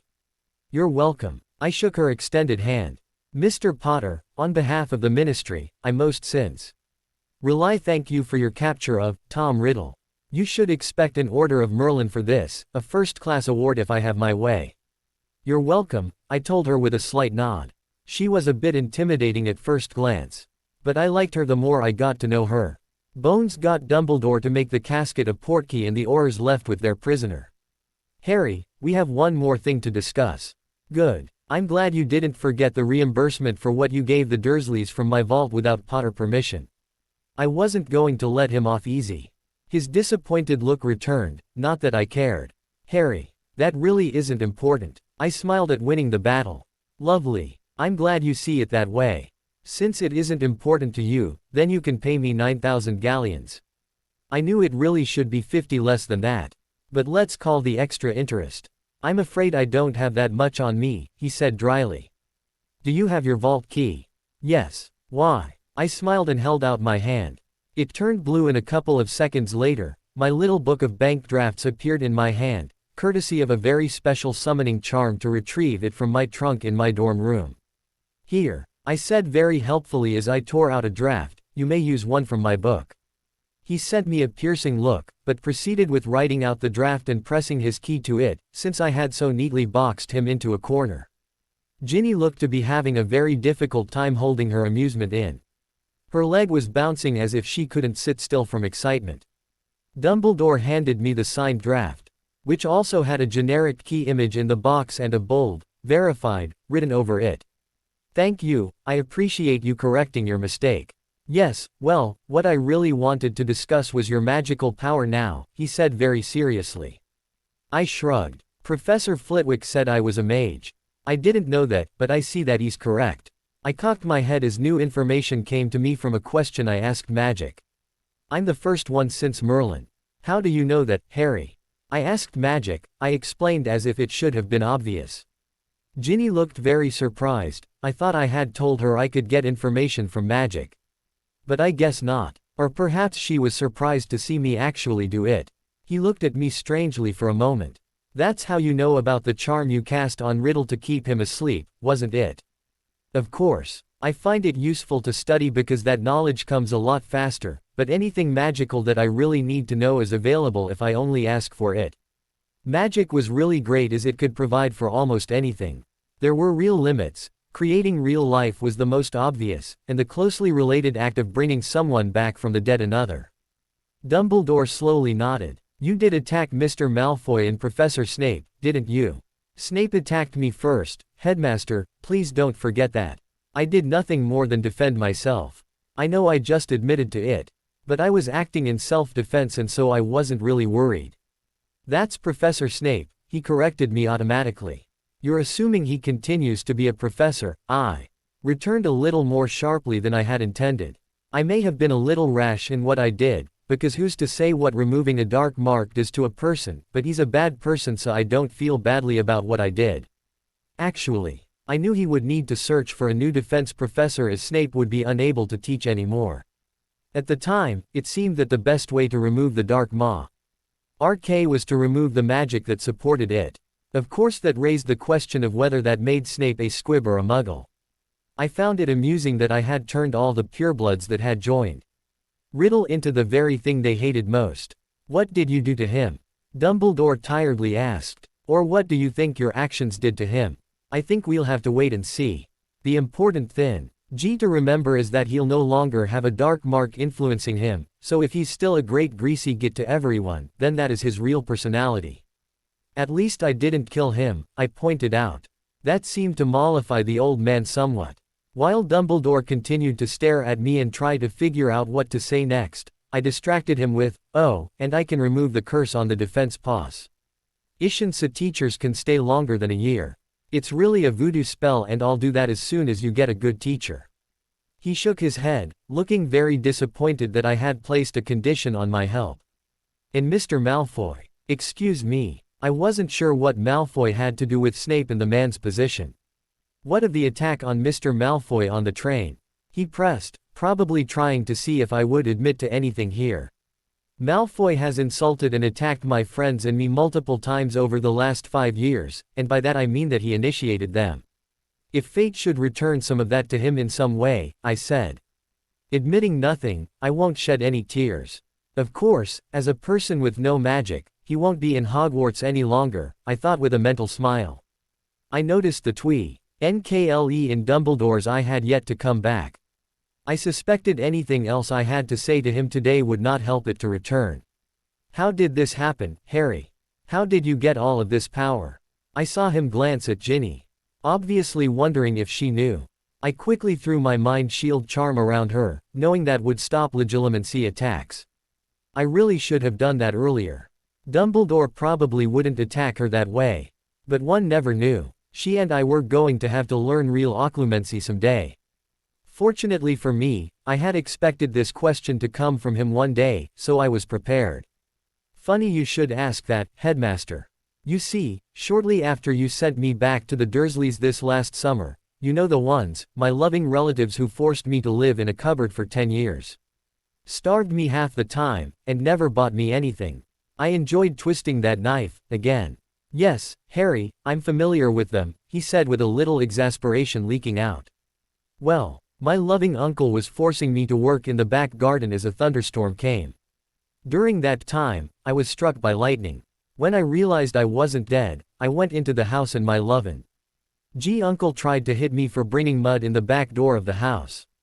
He went flying into the wall when I thought about defending myself, and that opened my eyes to the new me. I can tell you that Avenue me a lot of new confidence and a new outlook on life. No longer was I a whipping boy for people who hate me for no real reason, insult me for no real reason, or who try to manipulate me. I looked right at him. Dumbledore didn't blink. He was good, I thought, but then again he was over 150. From there, life became a lot easier since they could no longer harass me physically. Instead, about the only bad thing they could do to me was to stop bringing food into the house. I looked down and smiled at Ginny. But that was a fortuitous event as it caused Ginny to write me a letter and me to Elise what a wonderful and pretty girl was right in front of me. Ginny gave me a bright smile and stretched up a few inches to brush my cheek with her lips, apparently not caring that Dumbledore was right there. If she didn't care, I didn't either. When I looked back at him, Dumbledore acted as if her kiss had never happened, which I did appreciate. Since that was early in the summer, how did you spend your summer, Harry? Well, I fixed my bedroom up so it was comfortable for the first time and then I usually spent the mornings and afternoons studying, practicing simple spells, and even a little sunbathing. He smiled at the last one. In the evenings, I normally spent an hour or 3 with Ginny so we could get to know one another better. I was so proud of myself for not blushing. A glance showed Ginny had kept her blush to a faint pink tinge. Dumbledore now looked puzzled. But, Miss Weasley was at Grimmauld Place for the summer. Yes, she was, I casually agreed, waiting for I am to put it together and see how little control he had over me. A bushy white eyebrow crooked up. You went to Grimmauld Place. I smiled. That was far easier than Ginny coming to me. Besides, I found out that I owned the place. The obvious hit me and I felt stupid for not realizing it sooner. Hey, that means I can stay there from now on. I don't have to find a flat to rent. When a determined look came over Dumbledore, I cut him off. No, I'm never returning to the Dursleys. I have the power to protect myself, as you've seen today. Plus, all the people you had to keep me safe from are no longer a danger. And let's not forget that the Blood Wards no longer exist either. He couldn't refute that and, I thought, wisely didn't try. How did you travel to see Miss Weasley? I assume you're worried that someone saw me at the time. He nodded. With a mischievous grin, I stood and pulled Ginny up. Holding her hand, I said, like this. I thought of the spot that should be in front of where Hermione was. Assuming she was still in the Great Hall, and transported us there. I really wished I could see the look on his face after we had left. A second later, we dropped into the Great Hall. We had been gone for well over half an hour, but it had apparently taken quite some time to restore order in the large eating room before breakfast could continue. I was extremely pleased to not only see Hermione on the other side of the table facing us, but she was looking up at the time and watched us appear. The fork that was halfway to her mouth fell out of her hand. I glanced at Ginny and saw that she was as amused as I felt. Good one, Harry, she whispered. I was thrilled that she approved of my prank. Bloody hell! Ron shouted into the now mostly silent hall, as everyone was looking at us. Hermione was still frozen, but her eyes were starting to move a little. I assumed she was trying to come up with a reasonable answer for what she had just witnessed. How did you get here? Ron asked understandably, his mouth being free of food for once. I apparated us here. I wasn't sure how I kept a straight face when I said that, but I did. Ginny seemed to easily manage her innocent look and she nodded slightly in confirmation too. Damn, she was good. That unfroze my bushy-headed friend. Harry James Potter. You cannot apparate or disapparate inside Hogwarts. Then how did I suddenly get here, Hermione? This was so evil of me, but it was also so fun. She worried her lower lip for a moment. I don't know, she said, very frustrated, but I will find out how you did it. Okay, have fun with that. I said with a big smile. Turning to Ginny, I asked, shall we try breakfast again? At her nod, I helped her onto her seat and then sat beside her. There was no doubt, having an insane amount of power was a lot of fun. Not to mention really useful for vanquishing Dark Lords with evil minions. 3 days later, Dumbledore stopped by at dinner and requested I come to his office immediately after I finished dinner. I had no idea what this was for and said as much when my friends asked about it. When I was finished eating, I looked up at the head table and Dumbledore saw me and nodded. I kissed Ginny and told her I'd see her later and then followed Dumbledore out of the Great Hall. Neither of us spoke during the trip to his office. I cast my mental protection spell on the way up the stairs. With him behind his desk and me in a chair I magically made a little more comfortable. He gave me a very serious look. I noticed he did not offer me a candy. Harry, Professor SN. Ape woke up today and there is a very serious problem. I gave him a blank look and waited. I could guess what the problem was, but I was not going to play his guessing games. When I didn't answer, he continued. Can you please explain what you did to him? I removed his dark mark. How? His gaze bored into me, but I mentally shrugged it off. That is one of most interesting things about my new power. I have no idea how I do some things, it's all done by instinct. That was completely true. I didn't know how I did it. I did know about the side effects, but I wasn't going to admit to that. I also anticipated his next question and asked Magic while he contemplated what to do next. I got back a negative, which I was happy with. Harry, I'd like you to come with me to visit Professor Snape and see what you can do for him. I'm afraid I can't do anything for him, Headmaster. I don't have medical training and unless I know exactly what's wrong with him, I couldn't begin to fix it. All of that is assuming I'm capable of it and that I want to. I do have limits and Snape has not ever given me any incentive to help him. My removing his dark mark was actually more for my benefit of not having to deal with someone influenced by dark magic rather than for his benefit. Dumbledore looked disappointed in me, as he had been doing a lot lately. I didn't care and passively sat there. Harry, will you please accompany me and see if you can help him? I did appreciate that he asked rather than ordered. I believe it to be a waste of time, but in the spirit of cooperation, I can waste a few minutes. Thank you, he said. Ignoring my negativity, he got up and led me out of his office. Again, we didn't talk during our journey. In the hospital wing, Madame Pomfrey met us and led us over to a curtained-off area. There was a larger curtained-off area on the other side of the room. I assumed the 3 students who'd also had the dark mark were back there. When we entered the smaller private area, Dumbledore put up a privacy charm. It was probably one of his better ideas, as I suspected the next few minutes to be quite lively. Snape was propped up in bed, leaning against the headboard. Other than looking quite upset, which wasn't all that unusual for him, he looked positively normal. Well, he was dressed in a hospital gown rather than his normal black, but that was normal when staying in here. Potter. He spat. Snivellus. I spat back. I could return anything he threw at me. Harry. Please behave. Dumbledore tried to stop the war between Snape and me. Given the way he addressed me, I thought that's how he preferred to be addressed. Was I incorrect in that assumption? I calmly asked, the abrupt change of my tone taking Pomfrey by surprise. I've already explained to you that I won't take anything bad from him anymore. I'll be as civil as he is, or not. Dumbledore took a deep breath. It was obvious he didn't like this situation, but he was the one who had created it. Or at least had allowed it over the last 5 years. Poppy, could you please explain to Harry Severus's condition so he can correct it? I won't have him doing anything to me, Snape strenuously objected. And I don't want to do anything to you, not to mention, it's also quite possible I can't correct your condition anyway, I shot back at him. I received a glare, but he did stop arguing. After a moment and a nod from Dumbledore, Pomfrey cleared her throat. Professor Snape is in relatively good condition physically, other than being a little weak, which rest will fix. The problem is that, well, she paused as if trying to decide how to be delicate, while Snape seemed to be grinding his teeth. It seems that his magical exhaustion is not going away. I looked at her and decided to continue to play dumb. Since you can do a sleeping spell as well as I can, I would guess rest won't fix that. No. Then I believe I need more information. In different words, what's wrong? I continued with my dumb look. Pomfrey was still very hesitant looking, but she finally blurted out, his magic is gone and it's not coming back. It's as if he's a squib. A slow grin came over me as I heard that. I would enjoy telling that to all of my friends.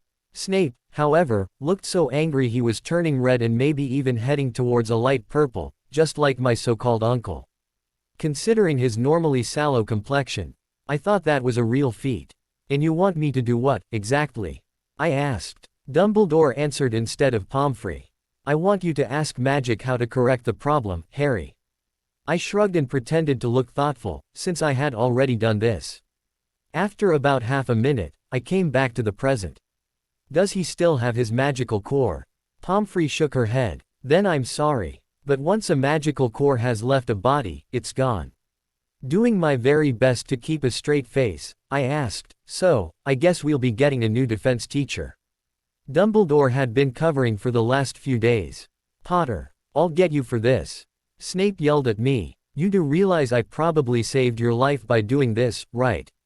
I calmly asked, trying to infuriate him a little with my Dumbledore-like manner.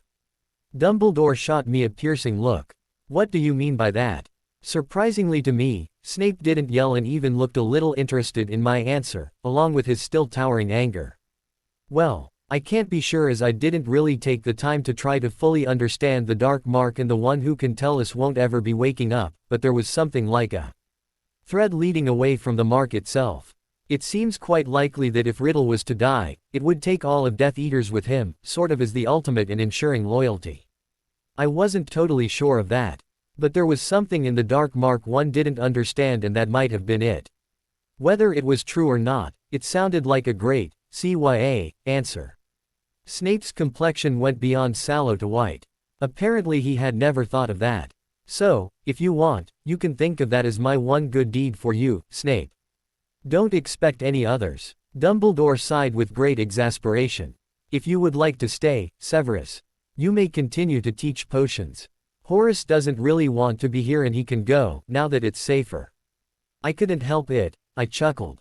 I received 3 glares. What? You don't see what's going to happen if you do that. Their lack of seeing the obvious was astounding. "Please explain," Dumbledore commanded. It was kindly said, but a command nevertheless. All three of them gave me their rapt attention. I thought it would be obvious. Snape has very carefully and thoroughly made an enemy of every student who is not in Slytherin. The first time he calls any Muggle born a mudblood, calls one of us a dunderhead, or assigns detention unfairly, someone is going to pull a wand on him and then it's all over.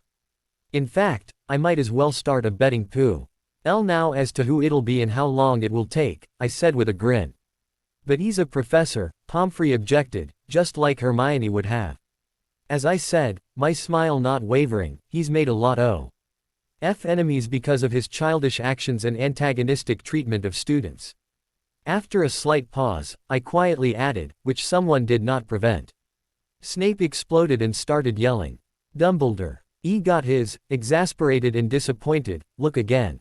Pomfrey gave me a deer in the headlights look, but it was obvious she was thinking through what I said. At least one of them was showing signs of intelligence, I thought. Madame Pomfrey, I said with a nod to her before I turned and walked away. As far as I was concerned, I was done with the Death Eaters. It seemed that Dumbledore actually took what I said to heart. Snape left the school a week later. To many people's surprise, Remus Lupin returned as the defense professor. I would need to talk to Lupin about whether or not he wanted me to lift the curse that Riddle had placed on the position so that he could stay for more than a year. I didn't know how Dumbledore had managed to get Lupin back after he was sent away at the end of my third year. But a little of my respect returned for the old man. To almost everyone's relief, Draco Malfoy, Theo Knott, and Zack Smith also left the school. It was amazing how much the school calmed down without them here. Life at Hogwarts wasn't utopia, but very few people tried to start fights anymore and the number of useless insults also decreased dramatically. A few new inter-house friendships also started up. As I rode the Hogwarts Express home at the end of my 6th year, there was a nice symmetry in that Ginny was on my lap, just like she had on the train ride back in September. Luna was beside us, while Ron, Hermione, and Neville sat on the other bench. It wasn't difficult to notice that Ron and Hermione were sitting a little closer than normal. They still hadn't started dating, but it was starting to look more likely. While the others talked, I listened with one ear and thought about what I had done at Christmas and how that would affect my summer to come. Over the Yule break, I had returned to number 12 Grimmauld Place and looked over the whole thing very carefully. Structurally, it was in sound shape. The inside was still depressing and in need of major renovation. So I D creature and we had a heart-to-heart talk. After I established my position as master of the house and laid down the law about what he could and could not say, I explained to the poor thing how I want Tedus get along and restore the Black House and name to its former glory. It took a while but I finally made him see the light, mostly. I knew that it would take many months to fully convince him, but I planned to try. Now that we were on the right footing, I got him to show me where the ward stone for the house was. He took me into the basement and revealed it. Sirius had left me a short letter, telling me how to claim the house as its owner, so I did. I felt the wards of the house tie themselves to me and it was incredible. The next thing I did, as owner of the house, was take Dumbledore's Fidelius charm down. The house was already unplottable and a few other things, and that would stop most people. I then added a few more wards that were almost as good as a Fidelius. I wasn't ready to cast a real Fidelius because I wasn't sure who I wanted as my secret keeper. Still, the existing wards and the few new ones I added would make the house very hard to find, and if someone managed it anyway and then tried to get in, well, let's just say they might have a very short day. Lastly, I keyed Hermione, Neville, Luna, Remus, the three Tonks, and all the Weasleys, except for Percy who was street ill being a git to his family, into the wards so they could find the place and knock on the door without any unpleasant surprises. Back upstairs, I made the flow restricted, except for Ginny. As soon as I could remodel so the flow was in a separate room with a lockable door, I'd remove the restriction for my friends and family. As much as I loved Molly, I didn't want her to be able to flow in unannounced. It would be bad if I was busy with someone, such as her daughter. Then before I returned to the burrow, where I was staying for Christmas, I gave Creature some money and told him to start redecorating the place and cleaning it out one room at a time. His goal was to put dark items he found in a trunk for me and then restore the room to its former glory. When he finished each room, he was to come tell me so I could inspect it and then start him on the next room after we discussed it. It was amazing what the right motivation could do for the barmy house elf. Every week or two, he'd pop into Hogwarts and let me know he had finished a new room. I'd transport myself home in the evenings and look. He did good work when he wanted to and the transformation of the house was amazing. I'd give him a day off and then point out the next room. He had finished the basement, ground floor, first floor, as well as the front of the house by the end of the school year. I could hardly wait to see it all together and show it off to Ginny. Harry. Mate. Hello, anyone home? Ron's query broke me out of my reminiscing. Yeah, I was asking when you'd be coming over. Since you don't need to stay with your relatives, I thought you could come over whenever you wanted and we could go flying. Yeah, Ron looked anxious. I really didn't know why as he got to fly quite a bit at school. Sure, I can come over tomorrow if you'd like. Ginny gave me a particular look that I knew so well. It was the one she always gave me when she was about to wind her brother up. You can come over this evening, Harry. You know my mother never minds if you join us for dinner. I'm sure I can find a good dessert for you, too, she said coyly. It was all I could do not to grin as I recognized what she was doing, and I was happy to go along. Your mother is a great cook. I'd be daft for turning down her cooking for dinner and then having you for dessert. While I was staring lovingly into her face, I old see Ron go red out of the corner of my eye. Harry. He loudly sputtered. That's my sister you're talking about. Turning my head, I could see a slight smile on Luna's usually placid face. AGL. Ants the other direction showed Hermione and Neville doing their best to hold their amusement in. Everyone but Ron knew we did this purpose. He'd learn someday. Why, I do believe you're right, Ron. She does look just like your sister. I couldn't hold my grin in any longer. Ginny gave me a quick kiss and then wiggled a little to get comfortable again. She was such a minx and I loved her for it. I was starting to give serious consideration to making her my secret keeper if I put a Fidelius up around my house. It was almost certain I'd have to completely hide my house one day. Fortunately for me, the knowledge that I was a mage had been kept out of the newspaper and hadn't spread too far yet, but I was certain my status would become well known over summer as all the students told their parents about it. One of them was bound to tell the Daily Prophet. Hermione's chuckle turned into a sigh. I wished it was as easy for me to come visit. Now it was my turn to sigh. Hermione, you do realize you're already 17, right? You can apparate over any time you like. She blinked at me, much like Hedwig would have done, before she started to chuckle, the rest of us joining her. I can't believe I overlooked something so simple. I guess it's just habit of thinking I can't easily come over. A very pleased look came over her. My parents will be happy that I can come over and spend day with you but be back every evening to spend time with them. Hermione then looked at me. Harry, are you going to get an apparition license? I shrugged. I suppose it wouldn't hurt, but since I don't really apparate, they can't say anything about it. Hermione looked at me a little sourly. I still don't understand how you get around. Even doing various revealing spells while you're transporting didn't tell me anything useful. And the wards, you go right through them all. Ginny chuckled. If you had as much power as Merlin, you could probably do it too, Hermione. That did not help Brunette as the rest of us chuckled with Ginny. We soon arrived back at King's Cross. Getting off the train, I noticed that the chair that I'd conjured on the train platform at the beginning of the year was still there and looking as good as new. I found that amusing and turned to find the rest of the Weasleys. Ginny, who was holding my hand, found her parents first and led us over. Mrs. Weasley gave both of us a big hug. Mr. Weasley gave Ginny a hug and he and I shook hands. I'm so glad to see all three of you, Mrs. Weasley said to her two children and me. Mum, may Harry come over for dinner? Ginny asked. Of course, dear. The matron looked at me. You may come over any time you want, dear. In fact, you may come over every night. She said it as if she thought I'd starve otherwise. I smiled as did Ginny. Thank you, Mrs. Weasley. I'll be over about 6 then. After dinner, you're welcome to come over to my house for a tour. Creature has remodeled the bottom 3 floors. Why, Thank you, Harry. That would be lovely. I'd like to see what's been done to the place since we were there last summer. She was all smiles, but I wondered if she also wanted to see how I'd be living. She knew I'd be mostly on my own with only Remus checking in on me from time to time. I knew she wasn't happy with that, but I knew that she knew she couldn't do a thing about it. Very good, I'll see you at 6. With a smile, I gave my girlfriend a quick peck on the cheek and transported home.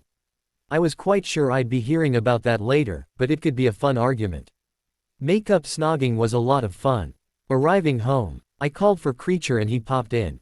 Welcome home, Master. I didn't like him to call me Master, but it was one of the compromises I made to get him to act nearly normal. Thank you, Creature. Here's my trunk. If you could put it in my bedroom please. I handed him the shrunken trunk from my pocket.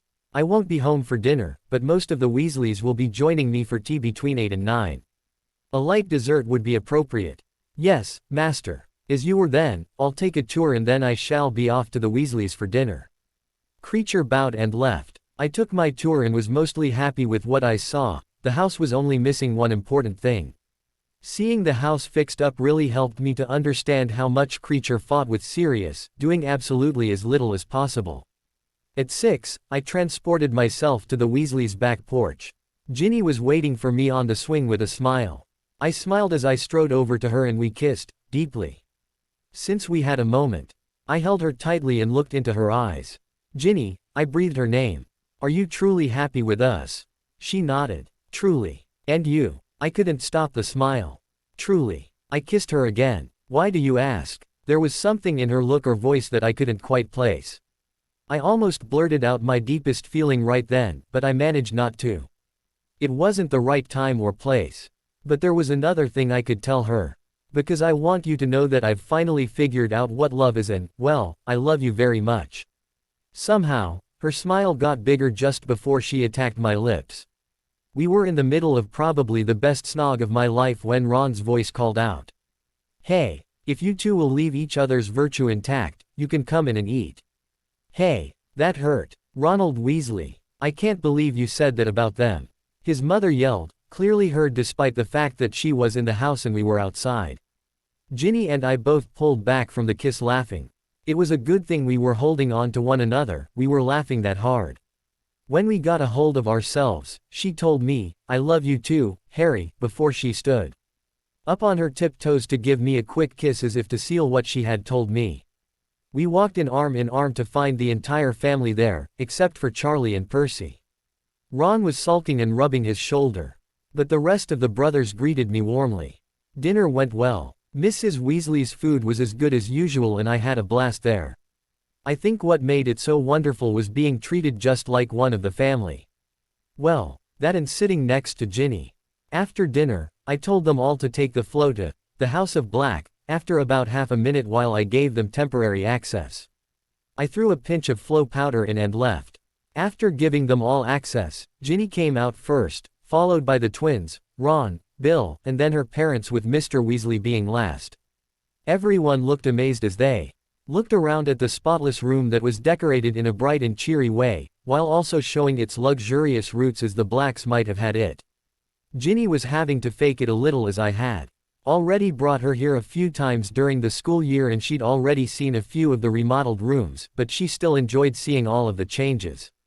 I can hardly believe it, Mrs. Weasley said in a soft voice as she tried to take it all in. Ron was speechless and I couldn't decide if that was good or not. Was he only amazed at the change, or was he going to show jealousy? Blimey. The twins were their usual selves even when surprised.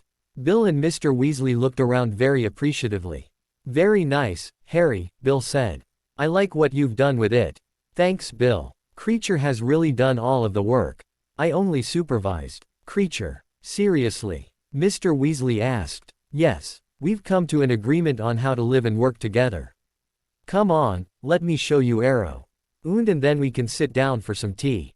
I grabbed Ginny's hand and put it on my arm and led them around as a head of house should.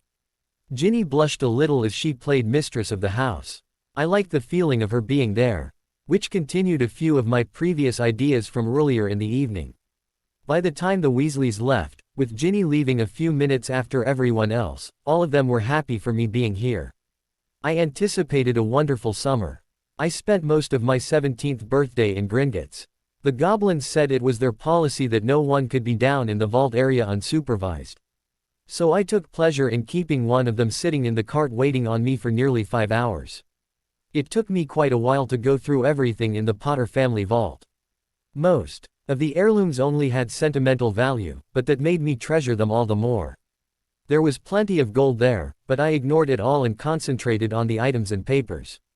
Probably the most treasured find was a diary from my mother. It was mostly filled with the usual girl things, about how a day went or how she was feeling about being in the magical world. In and of itself, useless information. Except that it really helped me get to know her better. She had noted a few ideas about spells and potions there, but I'd look at those parts later. Sadly, my father left nothing similar. I found one other item I really liked and stuck it in my pocket. I was starting to get an idea and I thought I'd want it soon, probably by the end of the year. Just for fun, when the goblin was still in the cart and I was not in his line of sight, I tried to transport myself home from inside my vault. To my deep pleasure, it worked. I transported back and no alarms were going off and the goblin I didn't seem to know that I'd been gone at all. With an evil smile, I decided that I might never officially visit Gringotts for a long time. I wondered how their accounting would show my taking my money out without them bringing me down to the vault. After I returned home, I cleaned up and then went to the burrow for dinner. Ginny had made it clear that I had to be there for my birthday party.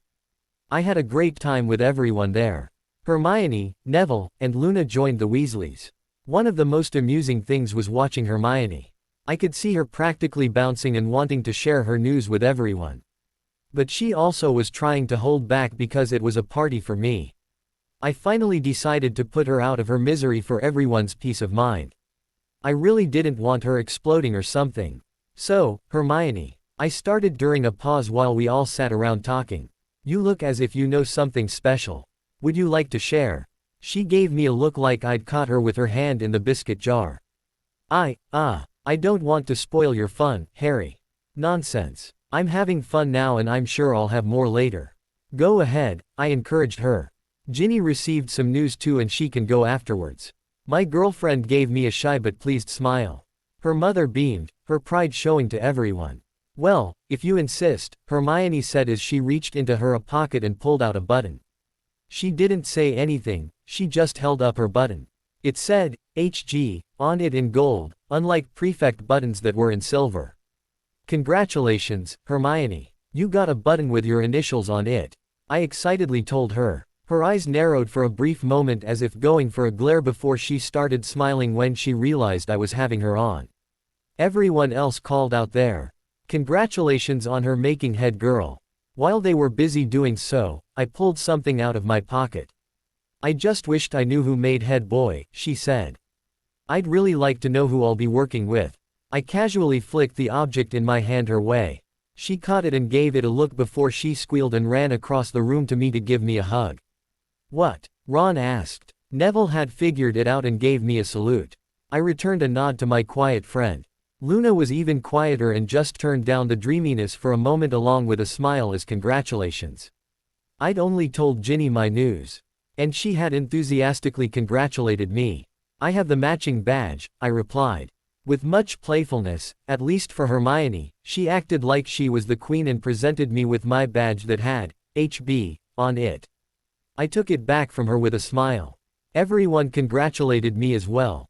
McGonagall had sworn me to secrecy and then told me that I was head boy only because she had forced Dumbledore to pick me. The old man had not been very happy with me for the last year.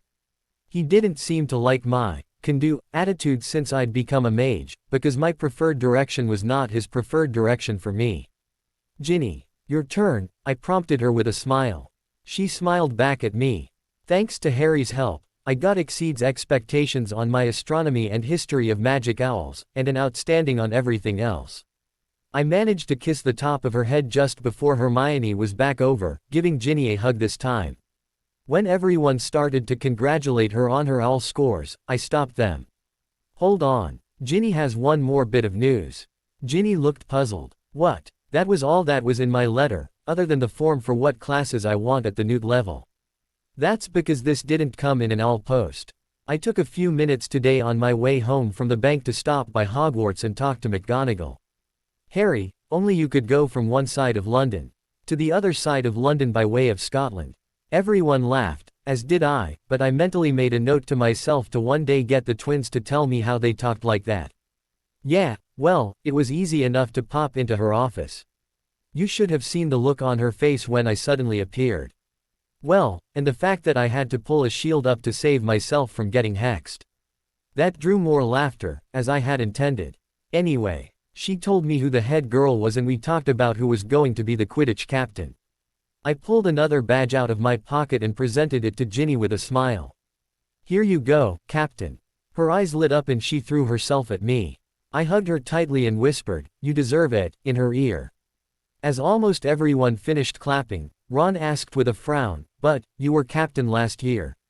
"Harry, you should still be captain." I answered calmly, trying to keep him from exploding. "I'll be there to answer questions for Ginny, sort of as a trainer or unofficial assistant captain. But the real spot is hers." McGonagall and I decided that we all should start training replacements and I felt that included the captaincy since I would be busy being head boy. This gives Ginny the chance to learn the ropes and then be around to train someone a lot younger next year as she leads the team. Ron nodded in understanding and I was happy he hadn't gotten angry. Perhaps I had been selling my friend short and he had grown up when I wasn't looking. As the party wound down and people started to go home, I pulled Ginny outside and we walked in the back garden and into the orchard. There, I waved my hand and conjured a small settee for us to sit on. "What?" she asked, able to tell that I wanted to talk about something important. I talked to McGonagall about a couple of other things. "Oh, bad things?" she asked, like she hoped she was wrong. I chuckled in the dim moonlight. "Mostly not. The best one is that I convinced her to strongly consider you for head girl next year. She has been already watching you to see about nominating you for it." "But, I haven't been prefect," she protested. "So, I wasn't prefect either. Being head boy or girl is more about leadership than anything else. So you just need to be a leader with me this year and you'll probably get it next year." "Okay," she drawled. "You make it sound like that's important for some reason." "It is," I told her with a grin. "The head boy and girl have their own separate rooms. That will make visiting you a lot easier next year when I'm not at school. If you have your own room, then I can transport there and not be seen by anyone else." She raised her eyebrow in surprise and admiration. "I like your thinking, Harry." "Thanks, so do I. I'll do you one better for this year. When we get to school, I'll create a portal for you in your dorm room that will work only for you and will take you directly to my room," I smirked. Ginny chuckled. "It sounds like someone really wants me around." "Ahem," I vocalized as I started to kiss her, which she eagerly returned. We broke after a few minutes. "I really like your ideas," she breathlessly told me. "Thanks. I hope you like my next one too." "Probably," she lazily told me as she snuggled into my embrace. "What is it?" McGonagall told me that Dumbledore was out of the castle on ministry business, so I went to his office and had a chat with the Sorting Hat. "Oh, it was hard to figure out when it happened, but the Hat and I determined that Riddle put a spell on it when he came to try to get a job as the defense teacher years ago. It was probably the same day he cursed the defense professorship." Ginny shot up and looked at me very alarmed. "Bloody hell, you're serious?" I nodded slowly. "Riddle put a curse on the Hat to cause it to sort so as to cause less unity in the school. While the Hat has always been the one to announce the student's house, the Hat was meant to advise the first years on what house or houses would work well. But leave the final choice up to the student. By forcing the Hat to make the choice and to do so on very strict personality traits, it caused more cliques and less diversity within each house. In turn, that caused more strife between the houses and less unity in the school. Wow. I don't even know what to say. What did McGonagall say when you told her?" I shrugged. ND pulled her back to me and let her settle in again. "The Hat and I agreed to not tell either her or Dumbledore. I'm only telling you so you'll know what I did. I need you to do something for me, Ginny." "Sure, Harry, anything." I snorted. "Don't say that." She softly kissed my cheek. "I trust you not to ask for anything I can't give."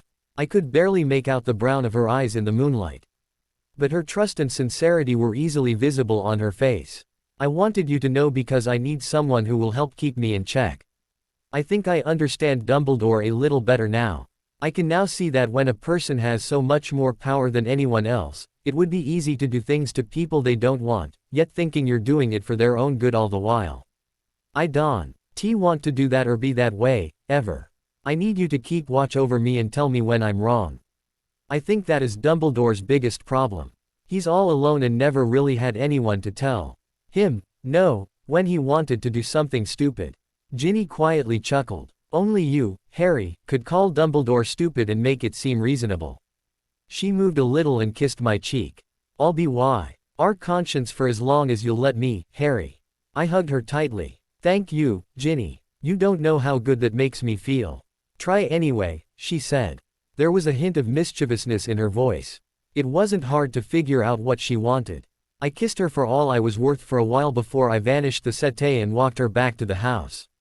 The party had been wonderful, in more ways than one.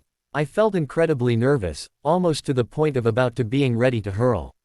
I was presently making small talk with Mr. Weasley about small electrical appliances while we passed the time waiting for Ginny.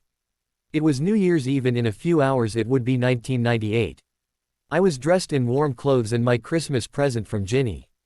She had bought some very nice material and spent a little time here and there over the last few months creating a magnificent looking cloak.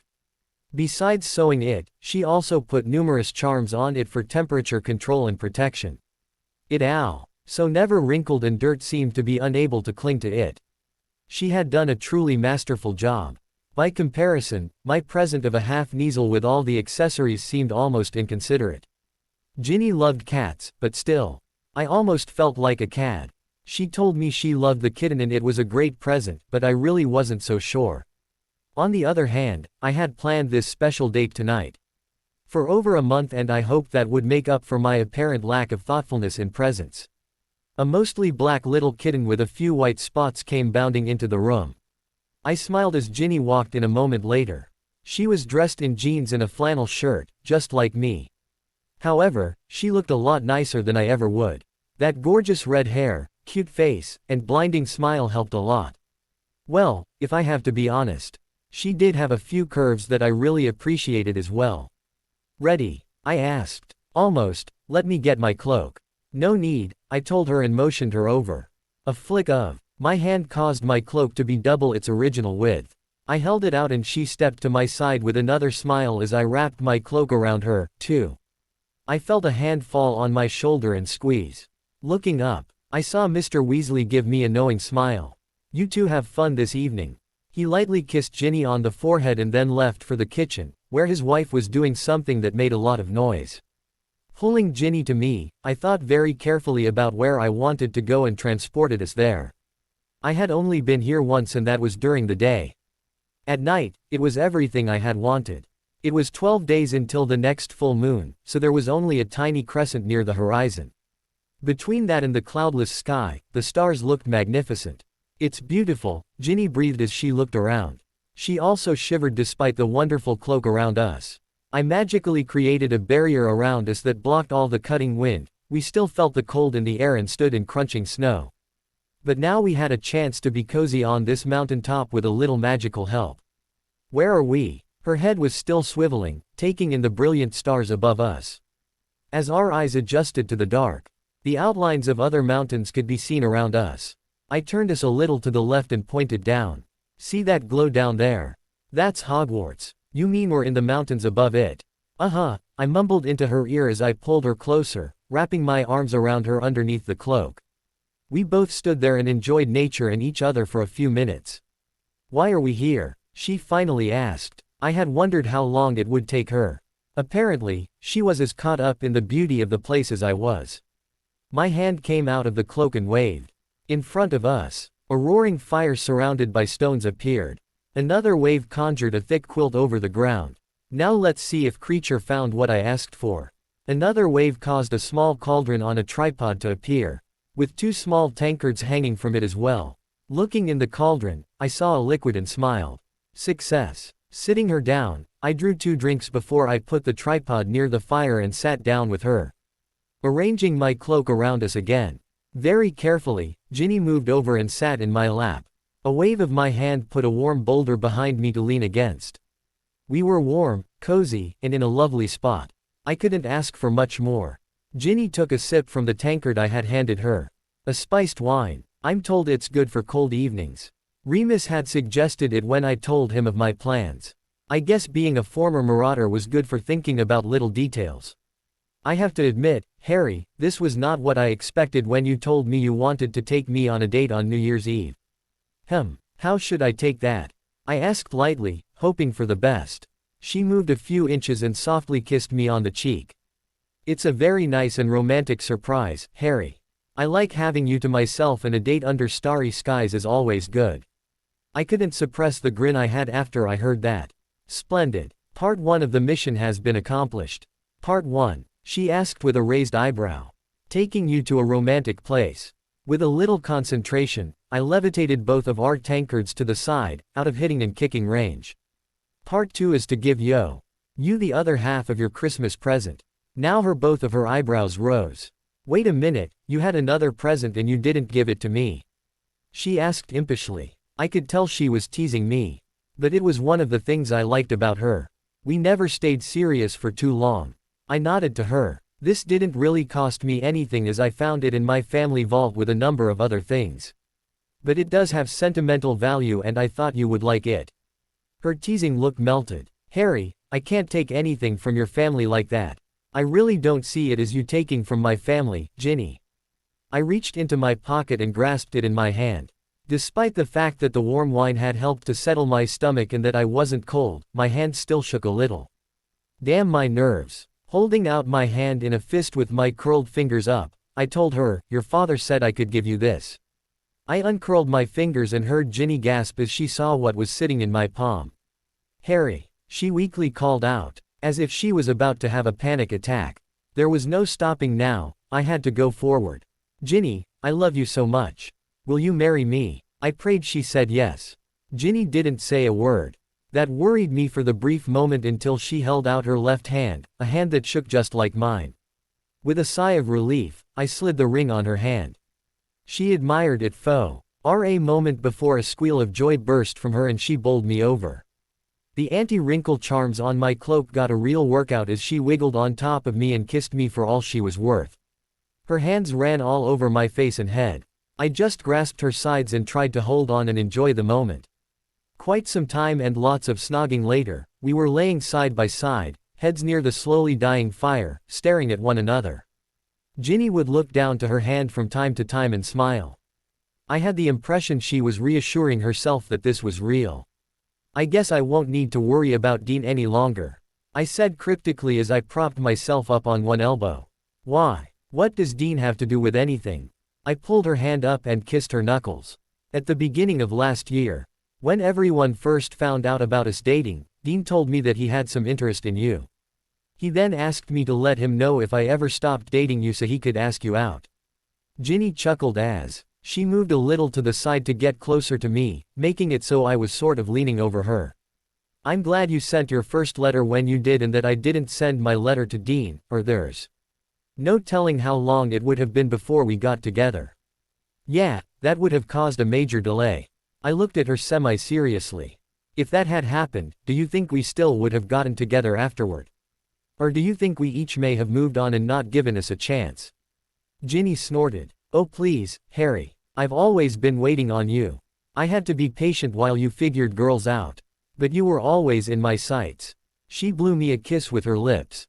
Now, it's possible we might have dated a while and then decided we were better off as friends, but we were always going to date at some time. You sound very sure, I asked teasingly, while I wondered if she really thought I had figured girls out. I didn't think I had. I'm as sure of that as I am that you're going to kiss me and then take me home because it's getting very late. When I hesitated, she reached up and pulled my head down. I mentally laughed at her getting her way while I kissed her. Wanting a few more kisses before I took her home, I put my hand on her side to pull her the last few inches to me, except that she was too heavy for the position I was in. So I let my magic out a little and my blue Hand momentarily lightened her before I pulled her over so she was pressed into me. I enjoyed feeling her warm body next to mine and I did my best to keep my thoughts from going further, at least while she was with me. Ginny started to giggle and then laugh. "Harry, stop. That tickles," she gasped. I looked down and saw that my hand was still blue, so my magic was still active and running over my skin. I'd touched her hand when my magic was active a few times before and she said it tingled in a good way. I'd even massaged her back and neck a few times with my magic active and she said those were the best massages ever. Letting my magic go inactive, I sheepishly told her, "Sorry." She blushed a little as she looked right into my eye. "That was just a bad spot, Harry. Now, if you want to touch me a little higher and on the front. I think I'd like to experience that at least once." My imagination went into high gear as I realized what she said. "You mean I can touch you? You can now, fiancé privileges." I thought that through. "So I was allowed to touch your bum because of, boyfriend privileges." Ginny gave me a cute smile and a nod. Slowly, I moved my hand from her side down to her stomach and then I started moving it lower. She quickly caught my wrist before my hand had traveled very far. She told me playfully. "It takes husband privileges to get in there." I couldn't help it, I laughed. It was all stated so strangely and yet, it made sense. I moved my hand back to her side and she let go. "All right," I easily agreed and leaned down to kiss her, which led to several more very long kisses. When she again reminded that it was getting late, I reversed all of my magic at our little campsite so the natural setting was restored, sent the extra things back to my house. And then I took her home. We were very quiet and careful when I took her back to the burrow landing in the living room because we realized it was almost 3 in the morning. Fortunately, the house was dark, which we took as meaning everyone was in bed. With some luck, she'd be able to get to bed with no one the wiser. So I transported her straight to her room. It was only my command of magic that saved us. Our landing in her room set off fireworks and only the twins knew what else. I had to hand it to them, it was inventive. 2 waves of my hands froze all magical items and silenced the room after a mere half-second. My whole body was lit in my blue flaming aura from expending so much magic so quickly. That's it for today, I will stop here. I hope you all enjoyed this video. If you please consider subscribe and make sure to hit that like button, share with your friends and don't forget to check out my Patreon. Details in description.